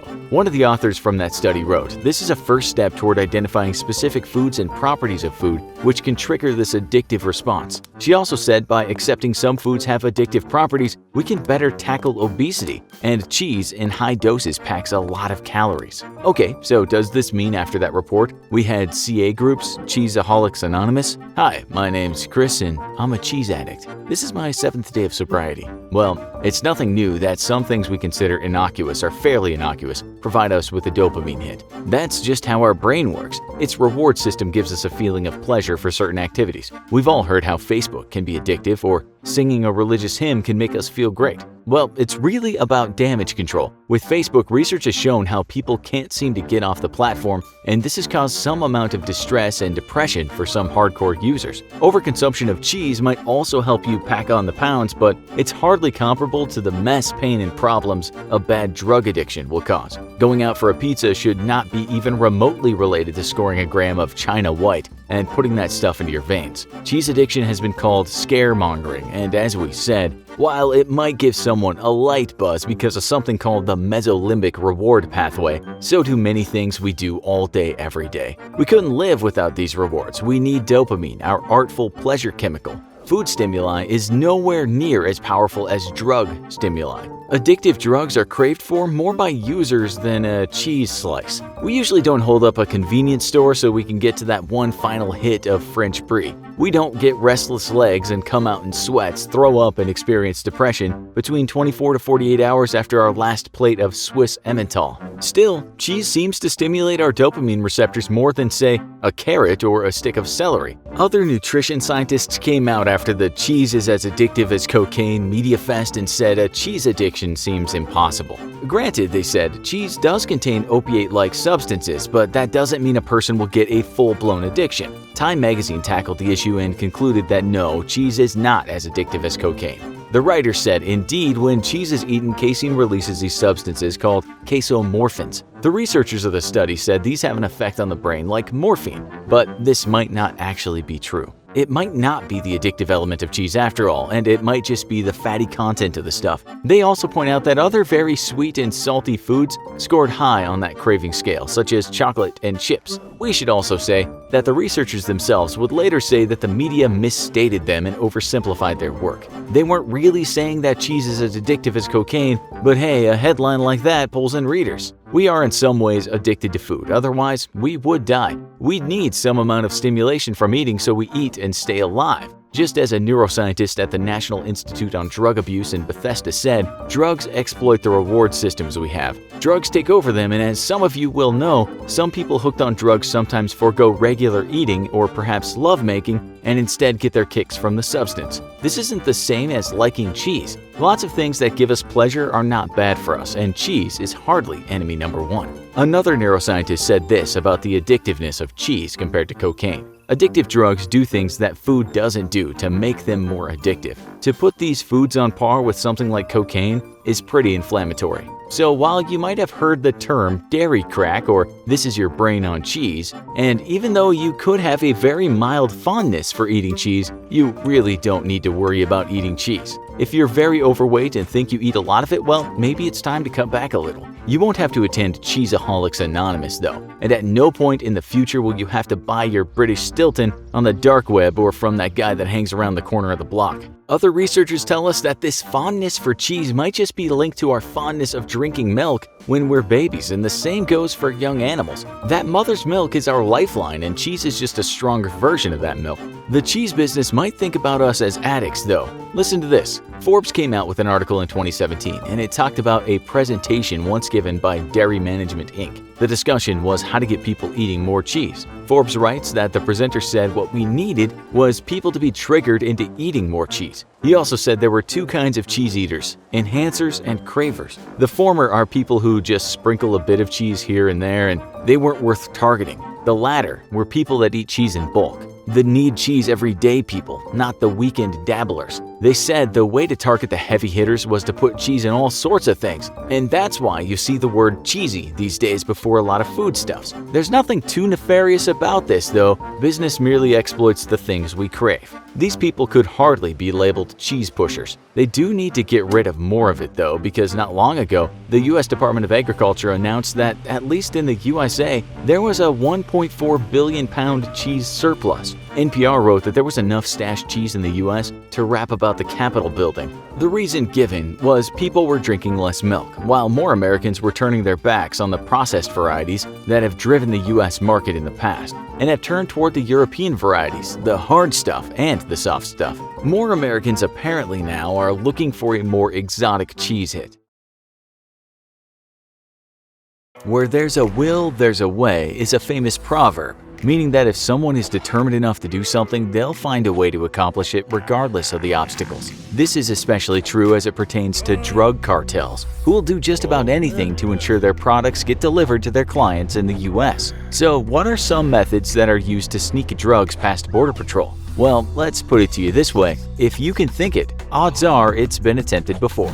The US-Mexican border has been increasing its security lately with the deployment of active duty troops, which reflect the budding militarization of the area. States that border with Mexico include California, Arizona, New Mexico, and Texas. As of 2018, 2,000 National Guard personnel guard this line, with roughly half of them in Texas and the other half spread out throughout California, Arizona, and New Mexico. With so much protection, it can be difficult to envision cartels delivering drugs into the country successfully. So how on earth did they do it? Before we delve into all the creative methods that have been used to smuggle drugs, we thought we'd first examine some research to look at why drugs are a problem and the extent of its severity to better understand what we're dealing with. A 2015 report from the U.S. Drug Enforcement Administration explained that drug overdoses are responsible for more deaths in the U.S. than car accidents or gunshots. Some deaths were due to prescription drugs, others by cocaine, and many from the use of heroin. In terms of opioid overdose, Ohio ranks supreme with the highest death toll in the U.S. About 5,000 people are said to die from opioid overdoses in Ohio each year. This state also has some of the largest female prison populations in the country, with 35% of charges against women being drug-related.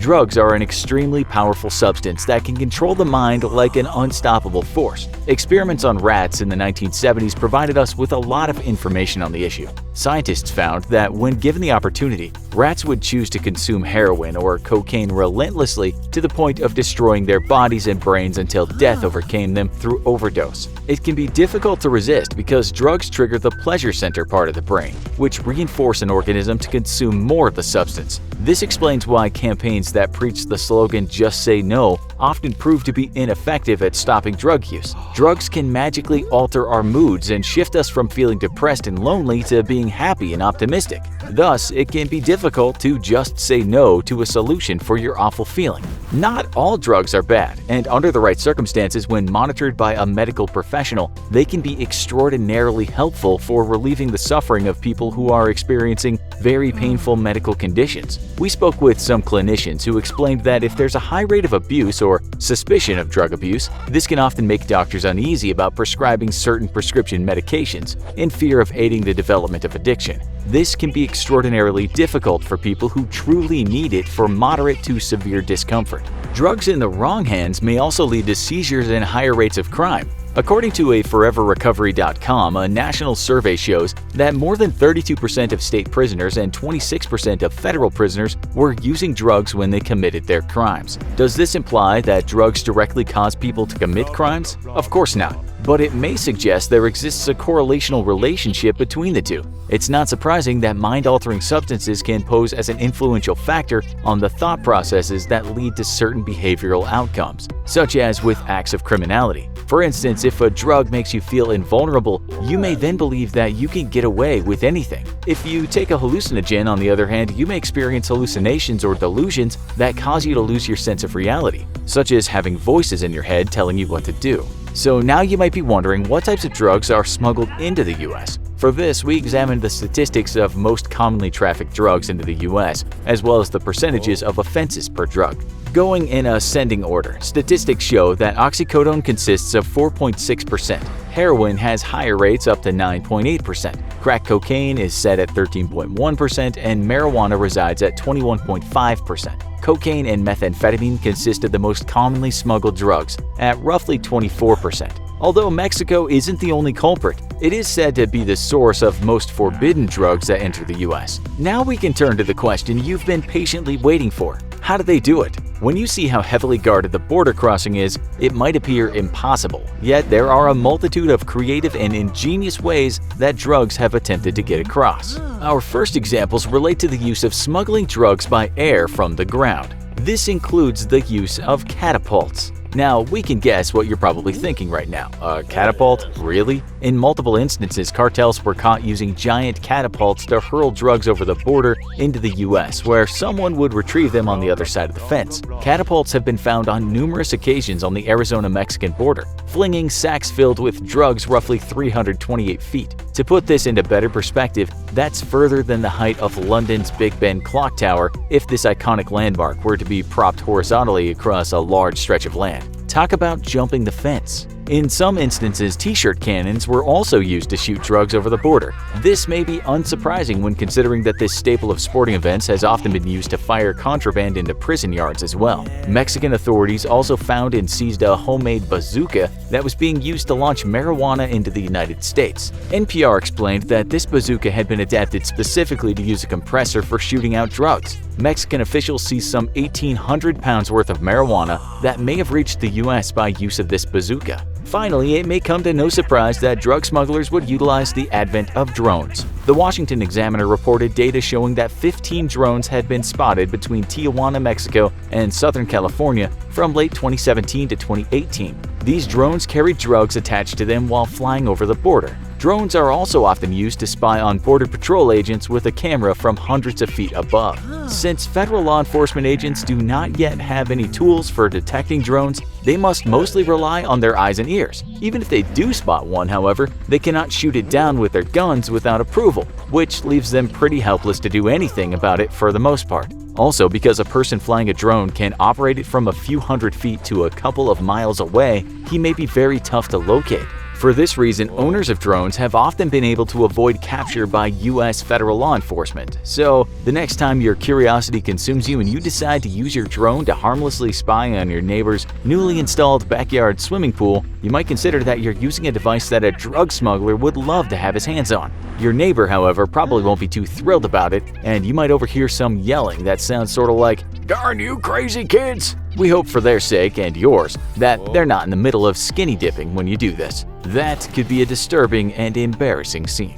So we've discussed methods of drug smuggling by air, but what about underground? In 1990, a tunnel was discovered which ran 273 feet under the ground from a luxurious home in Agua Prieta, Mexico, to a warehouse in Arizona. Oddly, this tunnel was equipped with electrical lighting, a drainage system, and a trolley for transporting the drugs. An entire fancy operation was being conducted beneath the surface, and no one had any idea. What made it even more high-tech, according to InsightCrime.org, was that it possessed a hidden switch inside the luxury home that, when activated, boosted a pool table and concrete slab below it high into the air to open the way to a narrow shaft below. We must admit, that sounds pretty cool. One of the biggest tunnels was discovered in April 2016. It ran half a mile from a house in Tijuana, Mexico, to an industrial property in San Diego. It also was equipped with lighting, rails, and a ventilation system. The tunnel was designed to transport huge amounts of drugs. We're talking tons. This just goes to show how far people are willing to use their ingenuity when it comes to earning profit from dealing drugs. We suppose this is what you get when you combine drugs with too much spare time. Now let's delve into some of the most insane ways that drugs have been attempted to smuggle into the US. From cargo boxes to the inside of cars, there are many imaginative and innovative methods people have utilized in the attempt to sneak drugs into the US. Often, religious items, relics, or associations have been used by smugglers to appear innocent, wholesome, and to try to evade suspicion. This was the case in 2013 when 3 women from Colombia attempted to smuggle 4.4 pounds of cocaine that was strapped to their legs while they were dressed as nuns. Crossing the Mexican-United States border into Texas in 2008, an elderly woman was found driving with a 7-pound memento, a statue of Jesus. She probably thought that being old in combination with possessing a religious item would make her appear like the epitome of virtue. But she underestimated the powerful smelling ability of canine noses. Drug-sniffing dogs went crazy over the statue's scent, but initially officials didn't find any drugs inside of it. They later found that this was because the statue itself was the drug. It was molded out of plaster that had been mixed with the cocaine. We're not entirely sure how the receivers of the statue planned on taking the cocaine from it, but we suppose they would have thought of some way to do it. Still, if you find yourself putting forth a lot of effort to erode a Jesus statue for a hit, it's possible that it may be time to reassess what you're doing with your life. This occasion wasn't the first time an elderly woman was used to cross the border with drugs. On August 8, 2018, an 81-year-old woman was also driving in her car when she was stopped by CBP agents. The dogs also smelled something suspicious radiating from her vehicle, a 2011 Chrysler 200. Upon investigation, agents discovered $870,000 worth of heroin stashed inside. Now, we don't mean inside the car in plain view, like on top of the seat. We mean literally inside the car, stuffed in its rocker panels. In case you don't know a lot about the internal structure of a car, the rocker panel is located along the sides of the vehicle between the front and rear wheel, basically below the doors. You lift your feet over this each time you climb in and out of your car. A lot of people probably don't normally consider using this part of their car to hide things, so that's pretty creative. In October of the same year, 9 people were arrested when conspiring to sneak meth into Hawaii. The drugs were disguised as decorative artifacts, such as Aztec calendars and statues. Simple souvenirs? We think not.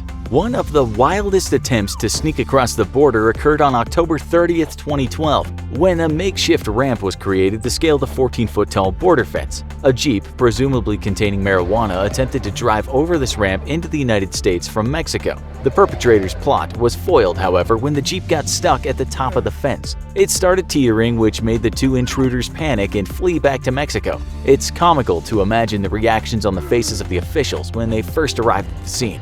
They probably mumbled something to each other like, "Well, now I've seen everything." Although our next examples did not occur at the US border, we think these make for honorable mentions. We must use full disclosure though and warn you that these methods may be disturbing, and we wouldn't recommend that you continue watching if you have a weak stomach or tend to get queasy easily. As we've discussed, people will use just about anything to smuggle drugs, including their own bodies. The best known method for this is to ingest tightly wrapped balloons full of drugs and transport them in the stomach. This is not only disgusting, but dangerous. In 2015, a 24-year-old Brazilian man was on a flight to Dublin from Lisbon. Out of nowhere, he became fiercely agitated before collapsing to the floor. He was later found dead after 1 out of 80 pellets holding nearly 2 pounds worth of cocaine burst in his stomach. In December 2012, a Colombian woman flying to Berlin tried to smuggle drugs inside breast implants. She probably figured that she'd get away with it because airport officials wouldn't dare ask to search her there in fear of being accused of sexual harassment. She could have gotten away with it if she didn't start complaining of severe pain. The agony became too unbearable to endure any longer, which pushed her to admit that she was carrying 2.2 pounds of cocaine in her breasts and seek help. More recently, in 2018, a Brazilian man wanted to transport 2.2 pounds of cocaine into Portugal. He did this by using padded swim trunks. The drugs were stored inside a pair of fake butt cheeks made of 2 cushion-like implants that were attached to his shorts. We suppose that, like the breast implant woman, he thought he could get away with pretending to have a huge rear end. If officials grew suspicious and asked to search him, he could simply act insulted and say something like, "No, I'm not carrying anything. That's just my butt. Hands off, please." But the man did not fool anyone, and police quickly caught on to his scheme. Before a medical drug makes its way into the market, it has to go through various stages of testing. This starts with a laboratory investigation, which might begin with lab-grown human cells and computer models. If the drug passes that test, then scientists move on to animal testing. If the drug gets the green light again, we bring in the humans. The drugs are tested on people in what we call clinical trials or drug studies. These trials might include healthy people or sick people. They can test a drug's effectiveness, side effects, or how the body absorbs it, bioavailability. The drug should already be safe, but there have been times that things went horribly wrong. That's what we'll talk about today in this episode of the Infographic Show, medical drug trials that turned into living nightmares. Before we get to the horror, let's first paint a picture of what medical trial might look like. They don't always create elephant men. Our last and most disturbing tale on this list. Let's say you're testing for bioavailability. Generally, you'll apply to do the test and then be asked to come in for an interview and some checks. If you pass, you're given a date and location where the study will take place. You'll likely be asked to fast just before you come in, not take drugs, including alcohol, and possibly even grapefruit juice. All trials are different, but one man told us when he did trials in Montreal, Canada, that he would turn up to a center and then was told he would be a number as well as a name. He fondly remembers being number 17 during one trial. He said the center had a pool table, rooms with bunk beds, TVs, and game consoles. There were also books and magazines to read. Everyone had to eat the same food and finish the meal. All participants ate according to their number, and that's why everyone wanted to be number 1. After a while, he said everyone is peeing and pooing almost in line with their numbers. You can leave the study, but you won't usually get paid. He said being confined with other snoring, not always nice men can be challenging, and on his trials at least one day involving having 20+ blood draws. If you don't have a catheter, this can turn your arms black and blue. Many of the people were jobless and desperate. Some were musicians or writers, and others were actually medical students from Montreal's universities, he said. He got about $200 a day, and the longest trial he did was 2 separate runs of 5 days. So it's not a bad paycheck for doing nothing but playing games and reading. No one in his trial had a bad reaction to the drug, although he said there were heated arguments at times over the TV channel or someone's loud snoring, and some people fainted during the blood draws.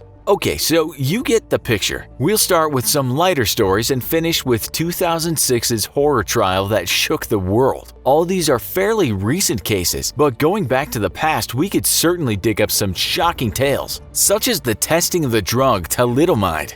If it kills monkeys. This recent trial that went wrong took place in France in 2006. It was so bad that the European Union decided it was time to create new laws that protected volunteers. The trial was said to have been bungled, and it led to the death of 1 man and brain damage of 4 more. A company called BioTrial was testing a compound called BIA 102474 that was being tested to cure a number of diseases. The volunteers at the trial at first did not suffer any serious side effects, but when their dose was increased, volunteer 2508 said his vision went blurry and he had headaches. "We expected to see him come back," said one of the staff, so the trial continued. The man, a 49-year-old artist, was declared brain dead the next day. As for 3 of the 4 others that were sick, a doctor later said that even in the best situation, there will be an irreversible handicap.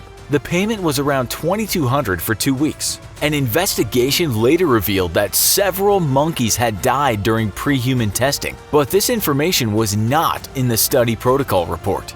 Drug blindness.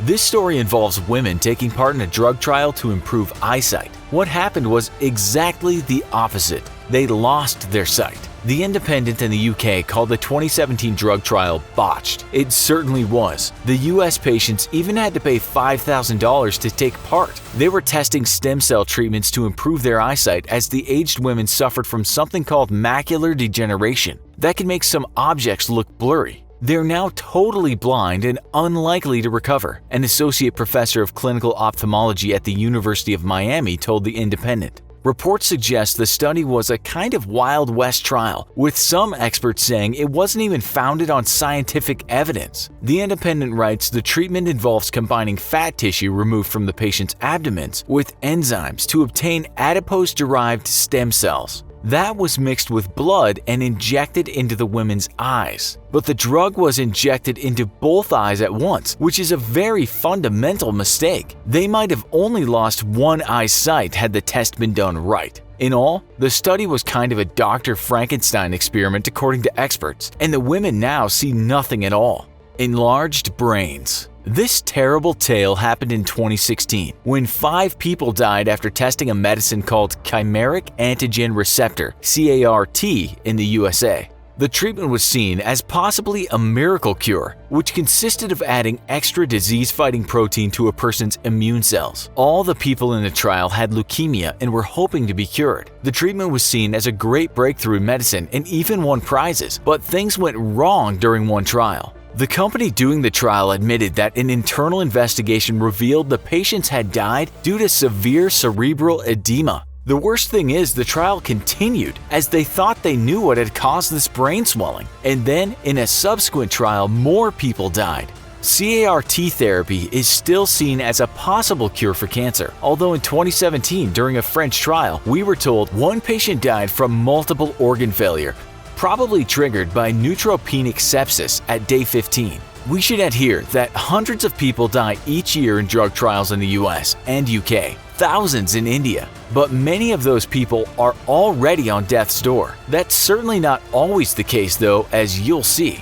Pocket money. 19-year-old student Nicole Wan was a healthy young girl who took part in a medical trial in 1996 to earn a bit of extra cash to pay the bills and have some fun. She would have got $150 for taking part in a trial at the University of Rochester Medical Center in New York State. The New York Times wrote that the researchers had violated their own guidelines by giving the girl an increased amount of anesthetic lidocaine.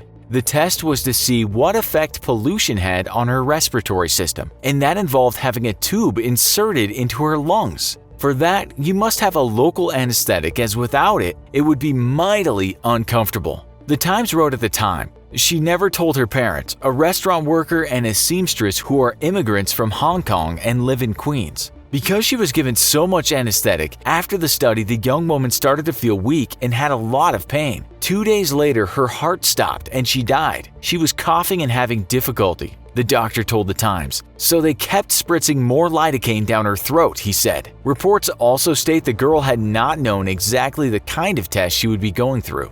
The Elephant Man trial. Finally, we come to perhaps the scariest story in drug study history. What we know about anyway. It happened in the UK in 2006 at London's Northwick Park Hospital. 8 very healthy young men would be given an experimental immune system drug called TGN 1412 for the treatment of leukemia. After taking the drugs, things turned very dark for 6 of them. 2 lucky others took the placebos. The story sounds like something from a horror movie. It was all manic. Everything was happening all at once. They were vomiting, they were screaming in pain, people fainting, said one BBC documentary on the disaster. As the men's organs failed and their temperatures rocketed, their bodies also swelled in the extreme. Some reports say their heads almost doubled in size, hence Elephant Man trial. No one knew what happened.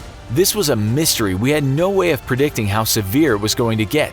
There was no rule book for how to deal with this, one doctor later said. One man told The Guardian, "I started shouting, 'Doctor, this pain is killing me, do something.'" He recalled the placebo takers were happily reading books, although some reports say they were later horrified by what they saw. The Guardian writes that one man suffered heart, liver, and kidney failure, pneumonia, septicemia, and frostbite-like symptoms that resulted in his toes and sections of his feet being amputated and several fingertips falling off. They were all rushed to intensive care and the trial was declared by police a crime scene. Amazingly, they all survived, but what happened to them may mean they don't live long lives. They're all still alive today though. We imagine they got their $2,500 for the trial and at least one of them claimed millions in compensation. Although one medical website writes, the long-term effects on their immune systems remain unknown, though on discharge some were warned they may suffer an increased risk of cancers and autoimmune diseases. A bit of advice if you're going to do a drug trial. Be sure to do your research. Is the drug new?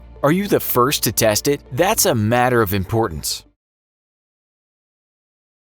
Here are 50 insane facts about meth, and just a warning, some of this is gonna get dark. Fact 50. As the saying goes, life imitates art, and when it comes to Breaking Bad, there have been quite a few real-life Walter Whites.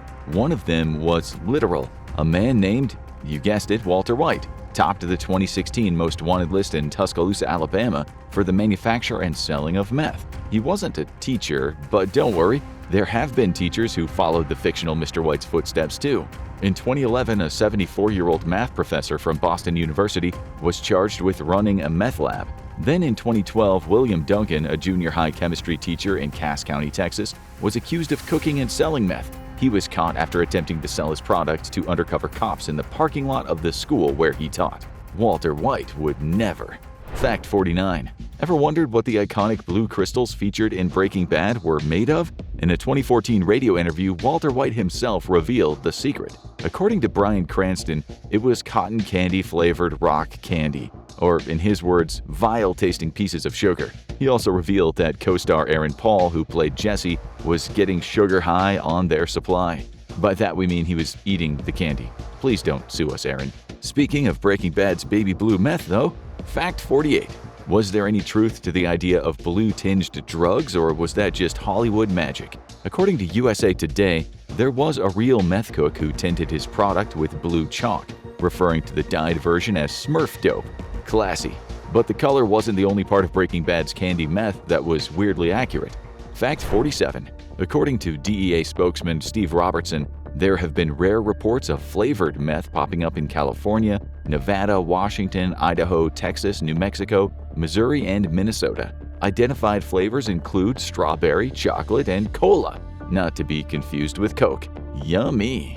Fact 46. You probably don't associate meth with a case of the sniffles. But one of the most effective ingredients used to treat the common cold has historically been used to manufacture meth. Pseudoephedrine, used as a decongestant and included in medications like Sudafed, was once available over the counter. However, in 2006 it was restricted in the United States after it became known as the ingredient of choice for methamphetamine home cooks. So now it's a whole lot harder to treat cold and flu symptoms without drowsiness. Thanks a lot, meth.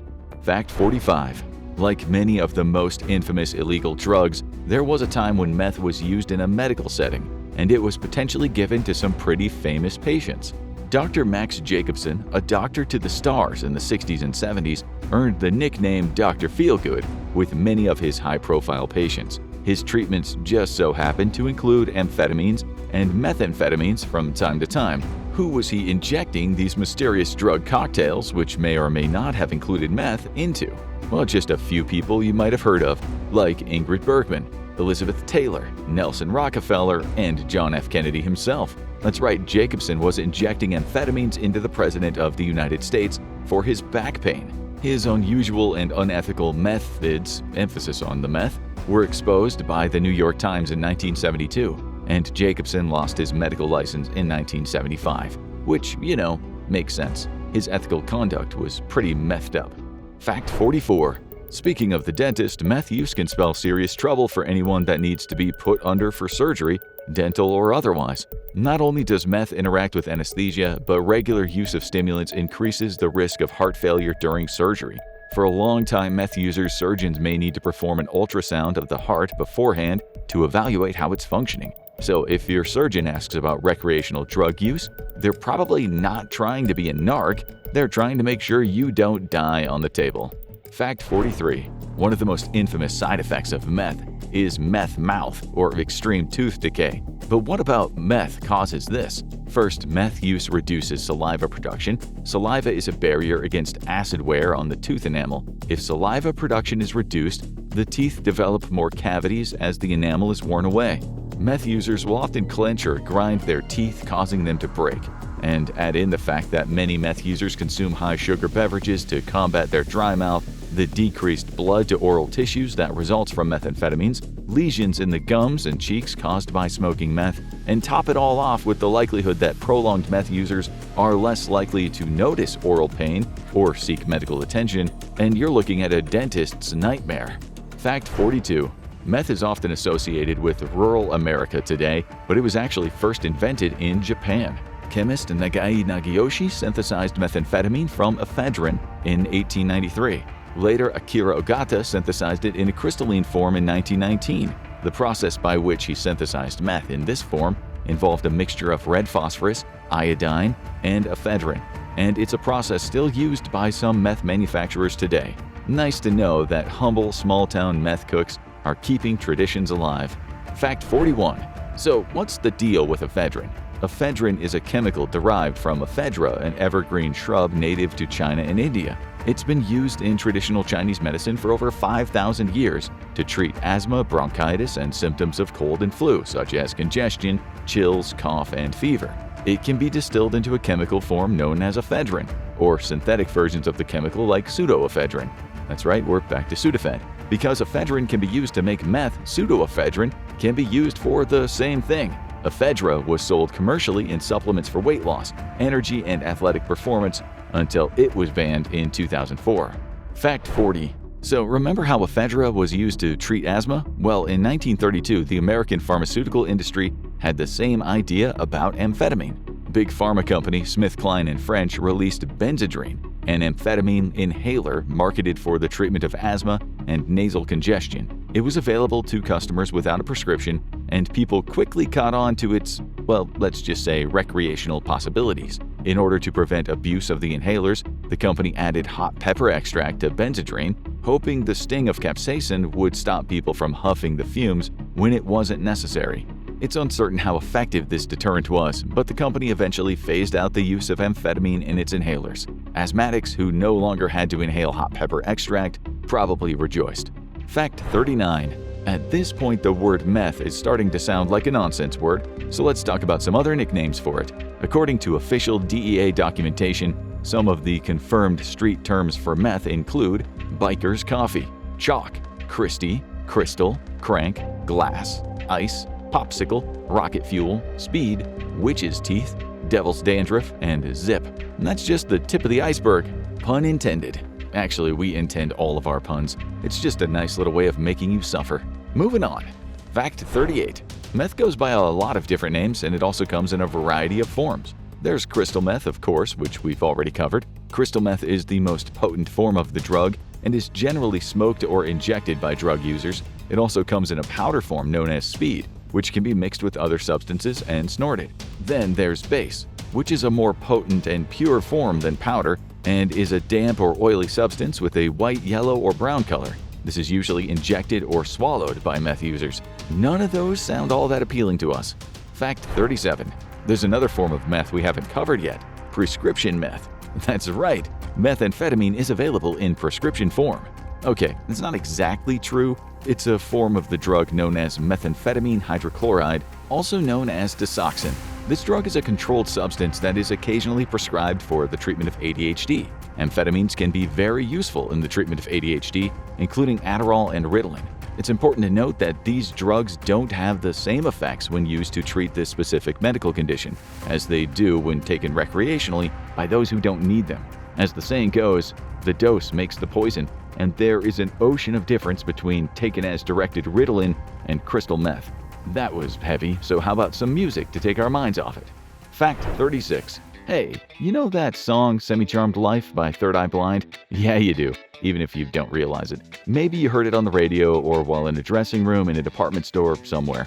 The song was massively popular on release and continues to be used in ads, movies, and TV shows, and it gets a lot of radio play. It's a pretty cheerful song if you don't focus on the lyrics so much. If you do, you might realize it's actually about meth. You might notice the line, "The sky was gold, it was rose, I was taking sips of it through my nose, and I wish that I could get back there, someplace back there, smiling in the pictures you would take. Doing crystal meth will lift you up until you break."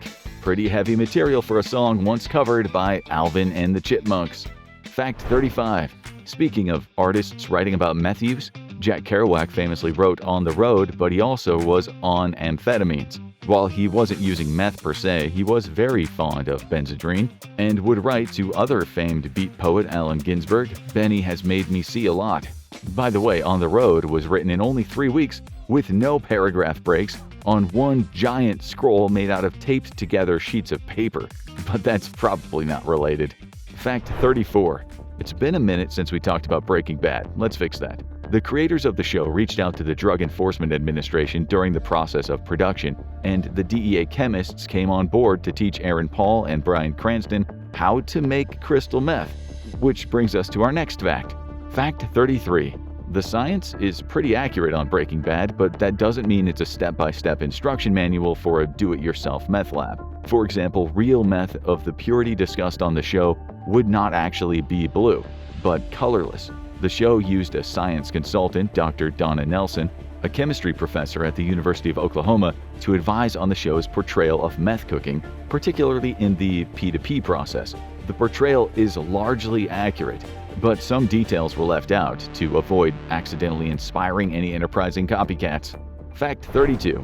Wait a second, what's the P2P process? We already talked about the process of crystallizing ephedrine and pseudoephedrine using phosphorus and iodine, but as there have been more crackdowns on ephedrine and its synthetic forms, the P2P process has increased in popularity among meth manufacturers.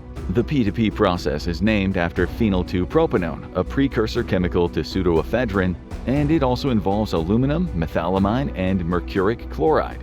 Using this precursor chemical allows meth cooks to get around restrictions on pseudoephedrine while still generating product, though the product is considerably lower quality. Fact 31. Bet you didn't know how big of a role meth played in World War II. German pharmaceutical company Temmler released a new exciting drug in 1938 called Pervitin. It was a miracle drug that could make people more alert, less depressed, and more productive. Oh yeah, and it was a pill version of methamphetamine. A military doctor named Otto Ranke discovered the possibilities of this magic little pill, and soon it was the go-to stimulant for Nazi Germany. In 1 month in 1940, the German military went through 35 million meth tablets. What better way to stay up for days at a time and march for miles without rest than to just be absolutely cranked out of your mind on meth? The German soldiers' new best friend fueled them through the Blitzkrieg invasion of France, among other missions. It reached a point where they were so desperate to keep the sweet stimulants flowing that soldiers were writing letters to their families from the front and asking them to send not photos, not letters, but more Pervitin. It seemed like this drug was going to win Germany the war. Well, we all know how that worked out. Hey, speaking of failures, fact 30. Adolf Hitler, what a loser! He was always known for having boundless energy for long war strategy meetings and loud speeches about all the things he hated. Where did he get all that energy? Many historians say it was a cocktail of various drugs, including cocaine and crystal meth. I guess it's pretty exhausting being one of history's greatest monsters. He needed some chemical assistance. Fact 29. It should be noted that it wasn't just the German military using performance-enhancing drugs during World War II. American soldiers used Benzedrine as their combat stimulant of choice, taking it to keep themselves awake and alert and to stave off battle fatigue. Meanwhile, the British soldiers consumed Dexedrine for the same purpose. So everybody was on some kind of amphetamine, and they were all shooting at each other. The art of war. Fact 28.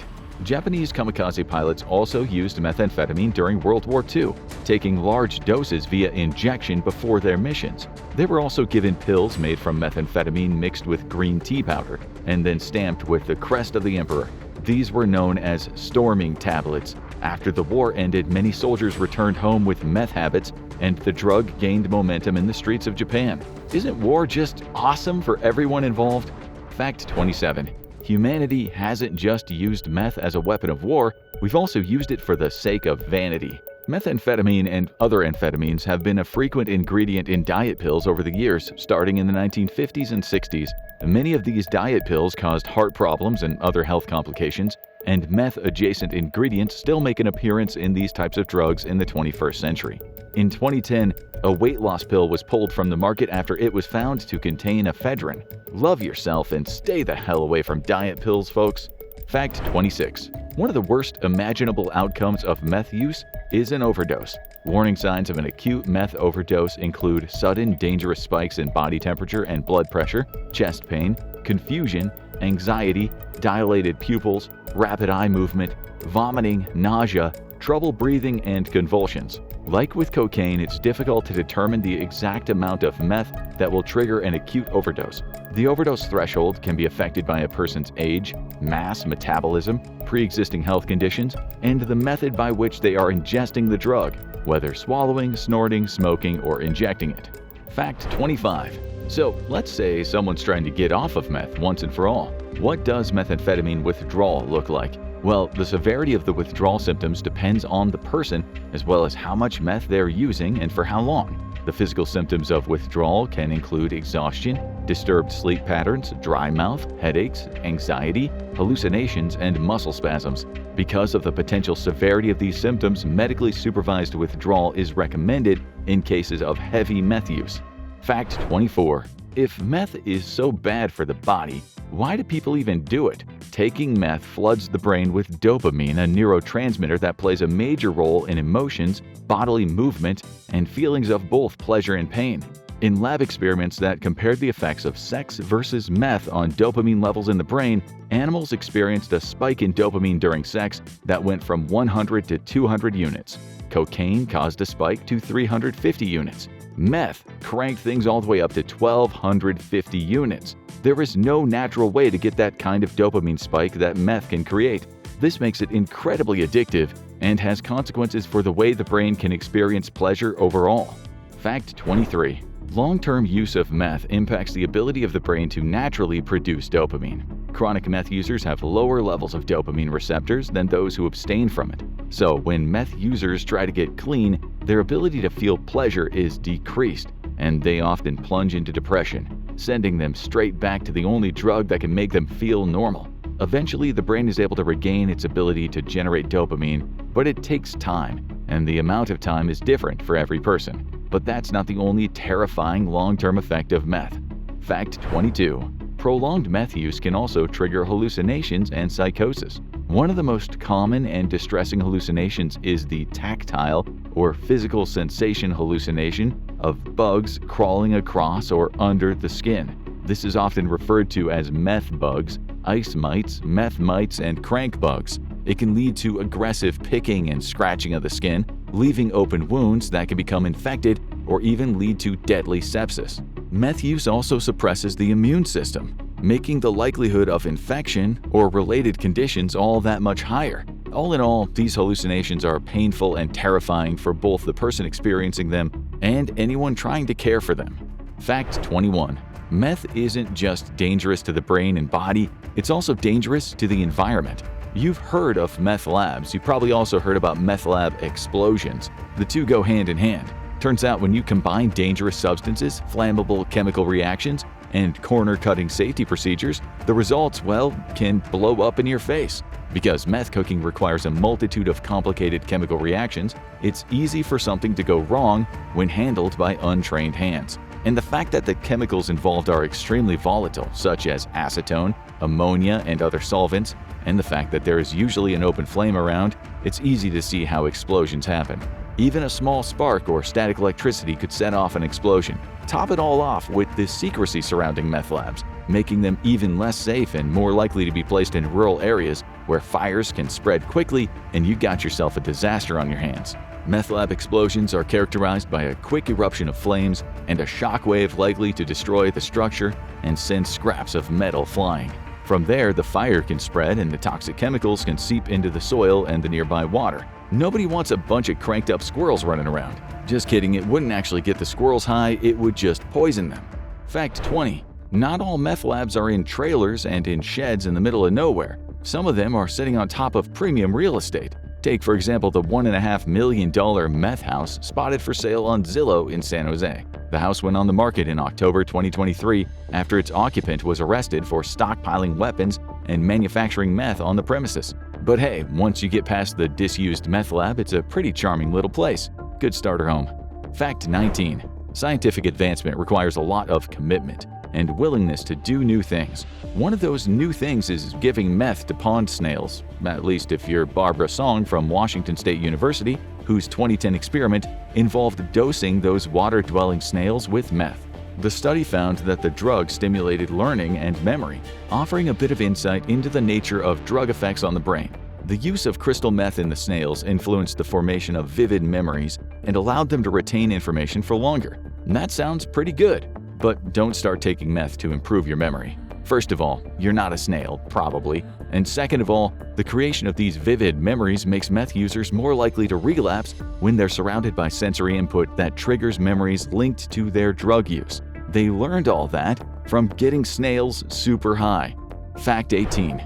Oh, by the way, that's not the only experiment that involved giving meth to an animal to see what happens. Taser International funded a study also in 2010, what was in the water that year, to determine the effects of tasers on targets who were high off their faces on methamphetamine. So how did they measure that? By pumping a bunch of sheep full of meth and zapping them with tasers, of course. Some of the smaller sheep, less than 70 pounds, experienced heart-related complications from the combination of tasers and meth, but none of the sheep experienced fatal complications. So it turns out that combining tasers with meth probably won't kill somebody, but we still wouldn't want to test that on our own.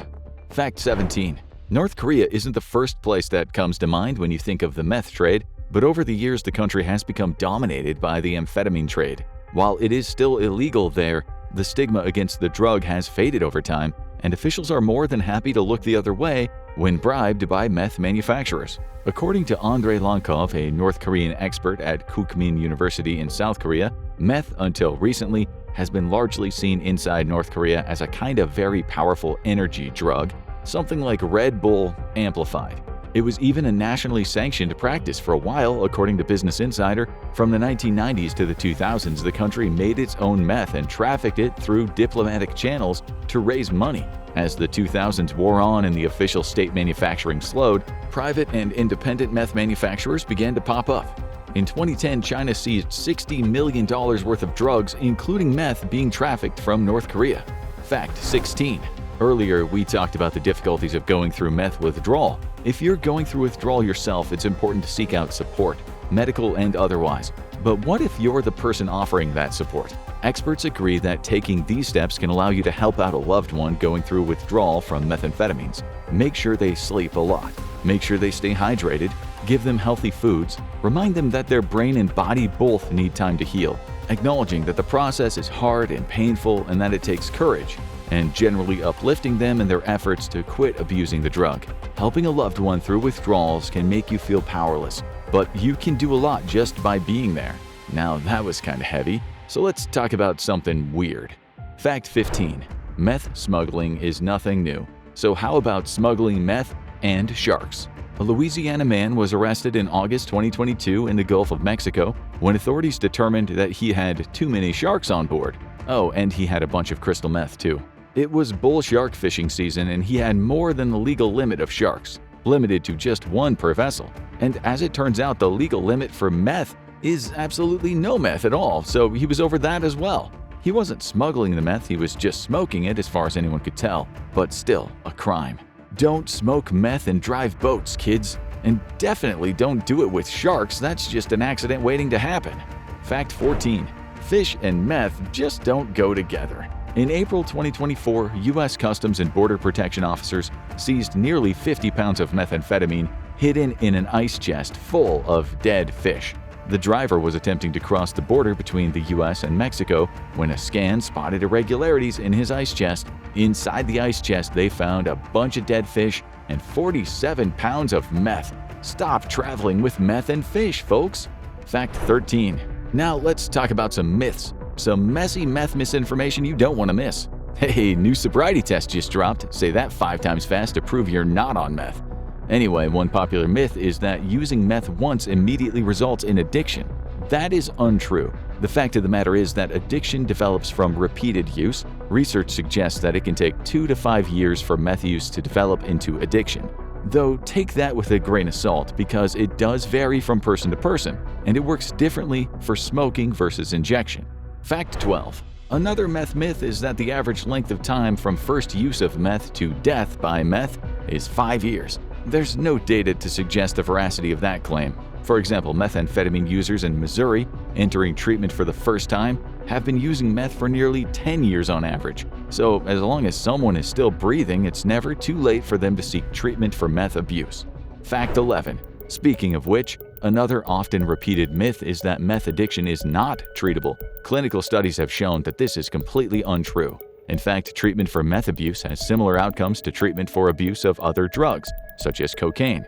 The two groups do not differ in treatment adherence, clinic attendance, drug-free urine tests, or successful completion of rehab programs. Of course, longer periods of treatment correlate to more success. For example, meth users who undergo treatment for at least 4 months have almost double the rate of success in avoiding relapse. Fact 10.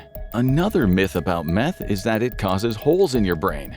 While meth undoubtedly has a negative impact on brain function when it's being used, and it can cause damage to nerve cells due to neurotoxic properties, these effects are not permanent.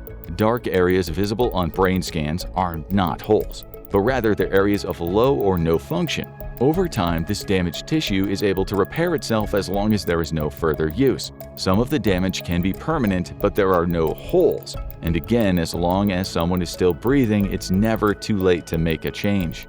Fact 9. It can be dangerous to combine meth with prescription drugs. Some of the most dangerous drugs to combine with meth are antidepressants. When mixed with meth, antidepressants can cause serotonin syndrome, an excessive release of serotonin that leads to confusion, rapid heart rate, high blood pressure, seizures, and even death. It can also increase the risks of heart attacks and can worsen the mental health conditions that the antidepressants are being used for.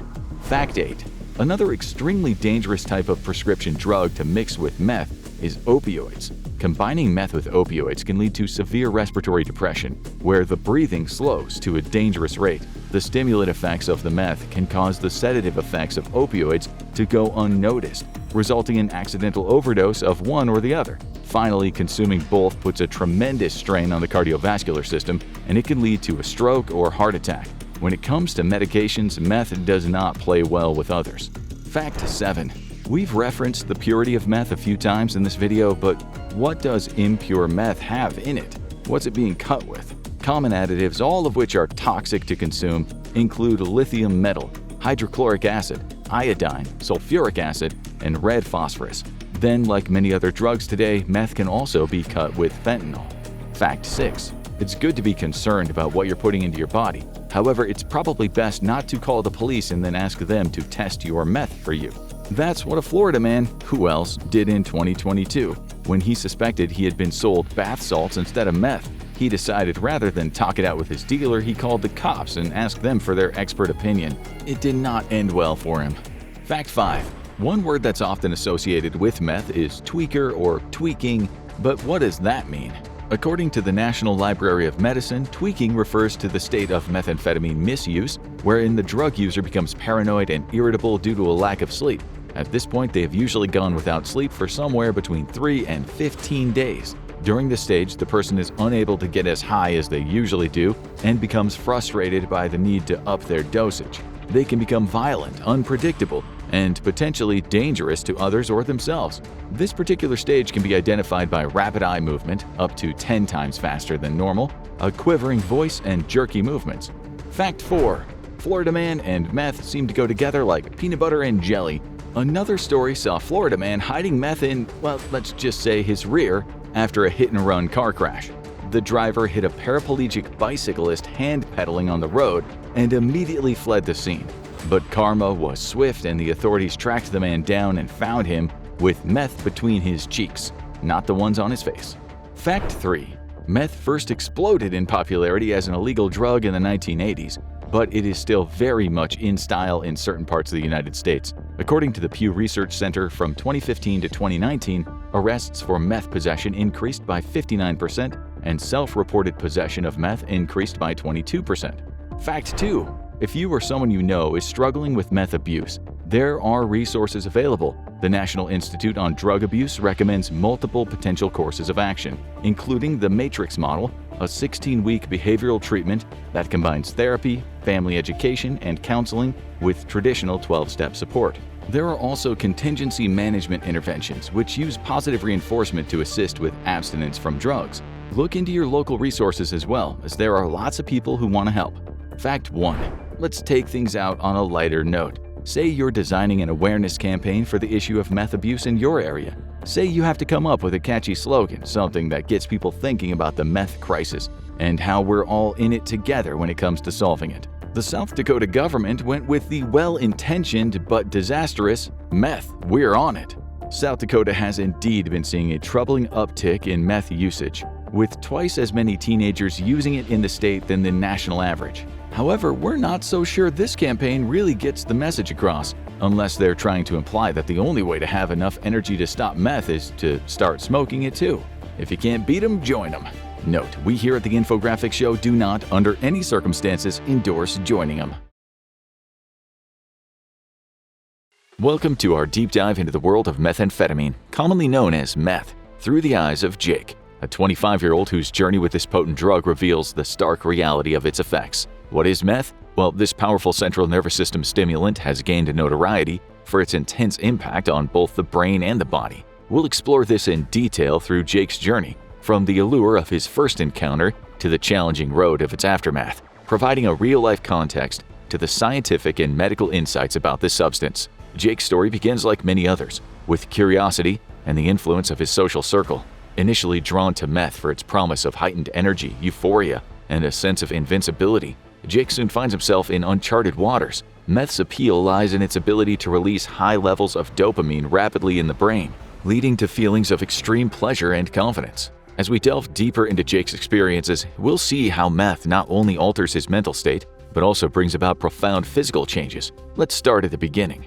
Jake's foray into the world of methamphetamine kicks off at a weekend party, a scene of curiosity and experimentation. Encouraged by his friends who tout meth's ability to boost energy and euphoria, he decides to try it for the first time. The initial experience is nothing like he's ever felt before. An intense rush of euphoria and a surge of energy courses through him. He feels on top of the world. This immediate and powerful sensation is due to meth's rapid release of dopamine in the brain, a neurotransmitter associated with pleasure and reward. In the hours following his first dose, Jake feels invincible. He's more talkative, his senses are heightened, and he feels a powerful connection to the music and people around him.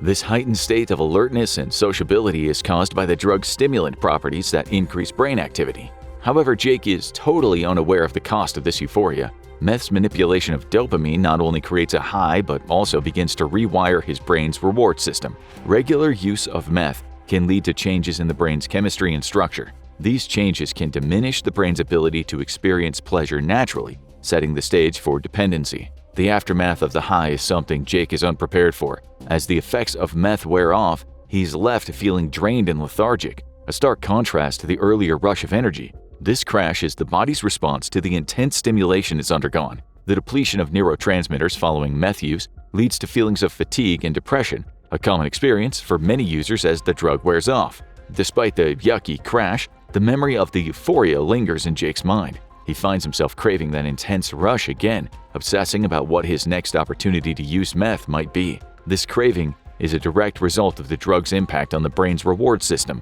making the experience intensely memorable and desirable. Jake's initial encounter with meth sets the tone for his journey ahead. The immediate euphoria and energy it provides are amazing, but they come at a cost. Following his initial experience with meth, Jake finds himself drawn to the drug for more than just euphoria. During his next few encounters with meth, he notices a significant boost in his confidence and sociability. In social settings, he feels more outgoing and articulate, a stark contrast to his usual reserved nature. This newfound confidence is intoxicating to Jake, making him feel more alive and connected in social gatherings. Scientific research explains how stimulants like meth can enhance certain personality traits, such as extroversion and verbal fluency, making social interactions more engaging and enjoyable, especially for those who tend to be a bit more introverted or socially shy. Jake's friends start to notice the change too. They see him as more vibrant and lively at parties, often becoming the center of attention. This change in his social demeanor, while initially seen as positive by his peers, is a direct effect of the meth's impact on his brain's chemistry. However, this increased sociability comes with its downsides. Jake soon begins to rely on meth to feel confident in social situations, creating a psychological association between the drug and social success. This dependence is a slippery slope. The more Jake uses meth to feel confident, the more he feels unable to socialize without it. At the same time, Jake starts to overlook the negative aspects of his increasingly reckless behavior. Under the influence of meth, he becomes less aware of social cues and boundaries, sometimes leading to confrontations or inappropriate behavior. Despite these warning signs, the allure of being more outgoing and confident keeps drawing Jake back to meth. He starts using the drug not just at parties, but also in other social settings, hoping to maintain that heightened state of confidence and sociability. This pattern of use can reinforce the belief that one needs the drug to function socially, further entrenching the habit. As Jake continues down this path, the temporary boost in confidence and sociability begin to shape his identity and interactions. He increasingly associates his social successes with meth use, creating a dangerous linkage that overlooks the drug's harmful effects on his health and well-being. As Jake's use of meth becomes more frequent, he begins to experience a significant decrease in his appetite. This is a common side effect of meth use, as the drug stimulates the central nervous system, which can suppress hunger signals. Initially, Jake doesn't pay much attention to this change. He's more focused on the energy and the euphoria that meth provides. However, over time, this suppressed appetite leads to noticeable weight loss. Jake's friends and family start to notice his changing appearance. His clothes hang more loosely on him, and his face appears thinner. While some friends express concern, others compliment his weight loss, unaware of the unhealthy origins. This change in appearance is not just a cosmetic issue. Rapid weight loss due to appetite suppression can lead to malnutrition and a host of related health problems. The physical effects of this weight loss become increasingly evident in Jake's energy levels and his overall health. Despite the initial surge of energy from meth use, he starts to feel fatigued more easily due to a lack of proper nutrition.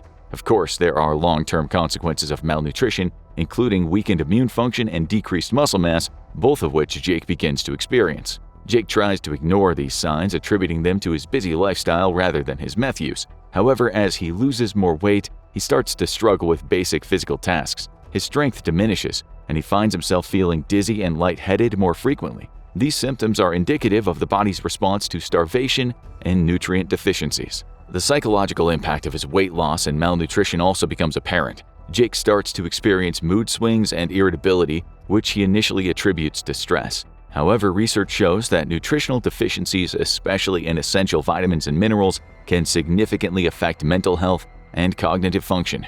Jake's increasing use of methamphetamine leads to significant disruption in his sleep patterns. The stimulating effects of the drug, which once seemed beneficial for his long nights out, now begin to take a toll on his ability to get restful sleep. Nights after using meth are marked by restless tossing and turning, and even when he wants to sleep, he finds himself wide awake. This insomnia is a common side effect of stimulants like meth, as they increase brain activity and alertness, making it difficult to wind down. Sleep studies have documented how stimulant abuse can lead to severe disruptions in sleep architecture, resulting in insomnia and poor sleep quality. The lack of sleep starts to affect Jake's daily life. He feels constantly fatigued, he struggles to concentrate, and he becomes more prone to mood swings. Despite feeling exhausted, he can't seem to get the restorative sleep his body needs. This vicious cycle of stimulant use and sleep deprivation slowly becomes a nightmare for Jake. He's never well rested, and he feels like he's always chasing that ever-elusive good night's sleep.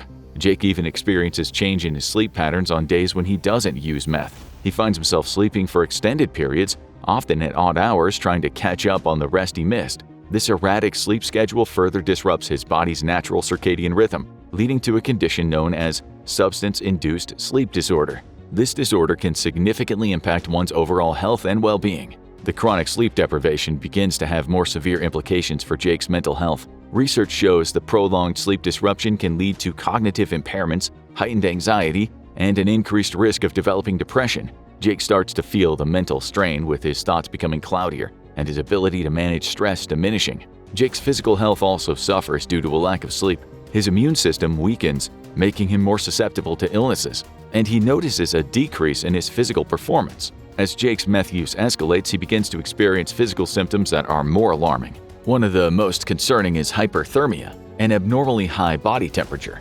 During prolonged meth use sessions, particularly while dancing or in crowded environments, Jake finds himself overheating. His skin is flushed and excessively sweaty. This condition is a direct result of meth's impact on the body's thermoregulatory mechanisms, causing the body to overheat, which can be dangerous if not quickly addressed. Another serious side effect Jake encounters is dehydration. Combination of reduced fluid intake, increased physical activity, and the diuretic effect of meth leaves him severely dehydrated. Symptoms like dry mouth, headaches, and dizziness become common after his meth use. These signs of dehydration are particularly concerning because even mild dehydration can significantly impact physical and cognitive functions. Jake's friends start to notice these physical changes and express their concern. They point out his flushed appearance and excessive sweating, even when he's not exerting himself physically. Some nights, Jake feels disoriented and weak. Ignoring these warning signs, Jake continues his meth use, leading to more severe episodes of hyperthermia. On a few occasions, he experiences muscle cramps and a rapid heartbeat, signaling that his body is struggling to cope with the elevated temperature. Unchecked hyperthermia can lead to heat stroke, a life-threatening condition requiring immediate medical attention. Jake's dehydration also worsens. He begins to experience more severe headaches, and his urine becomes dark, indicating severe dehydration. He learns from a quick Google search that prolonged dehydration can lead to kidney damage, a risk that becomes increasingly real for him.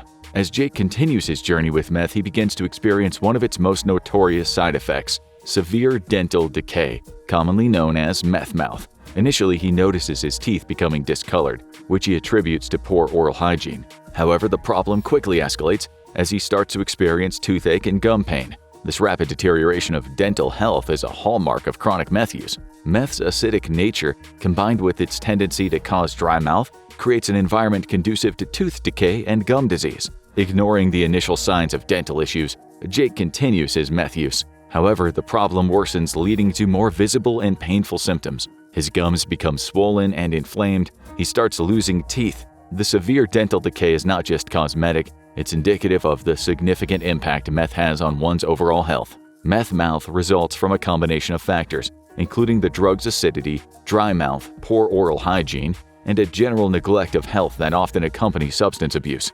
Jake's dental issues begin to affect his self-esteem and his social interactions. He becomes self-conscious about his appearance and hesitant to smile or speak in public. Confronted with the reality of deteriorating dental health, Jake seeks help from a dentist. The dentist explains the extent of the damage and the need for extensive dental work. The professional intervention is a turning point for Jake. He realizes the severity of the consequences of his meth use. In addition to the physical and aesthetic consequences, Jake's dental issues also impact his nutrition. With his ability to chew compromised, he finds it difficult to eat certain foods, leading to an unbalanced diet. Jake's ongoing battle with methamphetamine takes a further toll on his physical appearance, particularly his skin. He starts to notice the development of sores and acne, a common issue among chronic meth users. Initially, these skin problems manifest as small itchy spots, but soon they evolve into larger painful sores. The cause of these skin issues is multifaceted. Meth can cause severe itching, leading users like Jake to scratch or pick at their skin, causing sores and lesions. Additionally, meth can reduce overall skin health, making it more prone to acne and other conditions. These skin problems exacerbate Jake's declining self-esteem. He becomes increasingly self-conscious about his appearance, leading to him avoiding social interactions and public settings. The visible nature of skin sores makes them particularly stigmatizing. The skin sores also pose a risk of infection, especially when proper hygiene is not maintained. In Jake's case, the lack of care for those wounds leads to infections that require medical attention. Despite these visible signs of deteriorating health, Jake finds it hard to break free from meth's grasp. Jake's struggle with skin issues are further complicated by his nutritional deficiencies and poor overall health. Malnutrition and dehydration, side effects of prolonged meth use, contribute to poor skin health and slow the healing process of wounds. What else is Jake dealing with? As his dependence on methamphetamine deepens, a noticeable shift occurs in his behavior, particularly in his decision-making process. He begins exhibiting increased risk-taking behaviors and impulsivity, a common effect associated with stimulant use. This change is not just confined to his drug use, it spills over to other areas of his life, including his finances, his relationships, and personal safety. One night, Jake makes a spur-of-the-moment decision to drive under the influence of meth, a decision that could have disastrous consequences. When he manages to reach his destination unharmed, this reckless behavior alarms his friends and family. Jake's impulsivity also manifests in financial decisions. He starts spending recklessly, often using his savings to buy meth or fund activities while under the influence. What's more, in his social interactions, Jake becomes more confrontational and less tolerant of frustration. He often acts without considering the consequences, straining his relationships with his friends and family. And at work, Jake's impulsivity begins to impact his performance. He makes hasty decisions without fully considering their implications, leading to mistakes and criticism from his colleagues and superiors. Jake's increasing use of methamphetamine brings a new and terrifying dimension to his struggle: the onset of psychosis and paranoia. Initially, Jake brushes off the occasional feelings of paranoia as mere side effects of the drug. However, as the meth use intensifies, the episodes become more frequent and severe. He starts experiencing hallucinations and delusions, believing that people are watching him or plotting against him. The hallucinations are vivid and often frightening. Jake sees shadowy figures and hears voices that aren't there, causing him great distress. These experiences are profoundly disorienting and exacerbate his sense of paranoia. In fact, meth-induced psychosis can closely mimic the symptoms of schizophrenia, making it difficult for users to distinguish reality from their drug-induced hallucinations. He also starts to become suspicious of his friends and family, often accusing them of betrayal or deceit without any basis. This behavior strains his relationship, leaving him feeling isolated and misunderstood. At work, Jake's paranoia manifests in a belief that his colleagues are conspiring against him.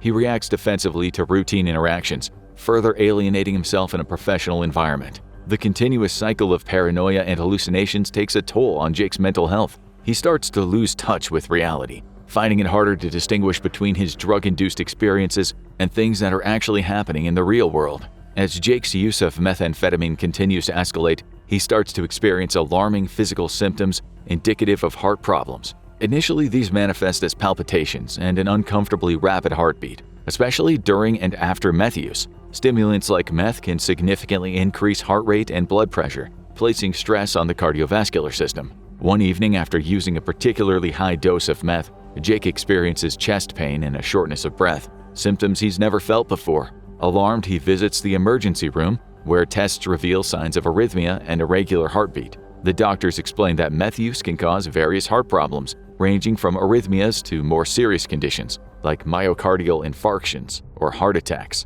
The physical strain on his heart begins to take effect on Jake's overall stamina and his ability to engage in physical activities. Activities he once found easy now leave him feeling exhausted and short of breath. Research explains that stimulant-induced heart damage can significantly reduce physical endurance and overall quality of life.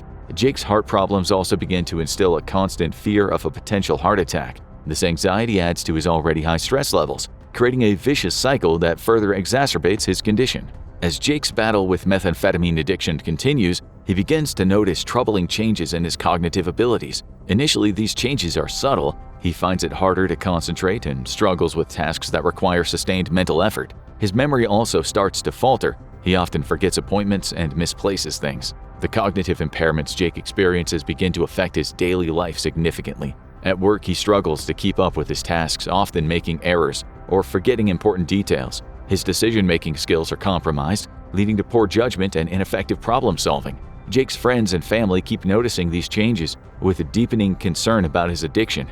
They comment on his lack of focus in conversations and his inability to remember recent events. In an attempt to counteract these cognitive problems, Jake tries using meth in smaller doses, hoping to regain the initial clarity and focus the drug once provided. However, this only leads to a temporary improvement, followed by further decline. Researchers warn that continued use of meth, even in smaller doses, can lead to a progressive worsening of cognitive functions. But even with all these issues, Jake is hooked on meth. As his struggle with addiction deepens, its impact extends beyond his physical and mental health to significantly affect his social life and relationships. His friends start to notice a change in his behavior. He becomes more and more withdrawn and less interested in activities he once enjoyed. Jake's relationship with his family also suffers. They express concern about his health and the changes in his behavior. But Jake often responds with anger or defensiveness. Family gatherings become tense, and Jake starts avoiding them altogether. At work, Jake's performance continues to decline. His inability to concentrate and frequent absences lead to a warning from his employer.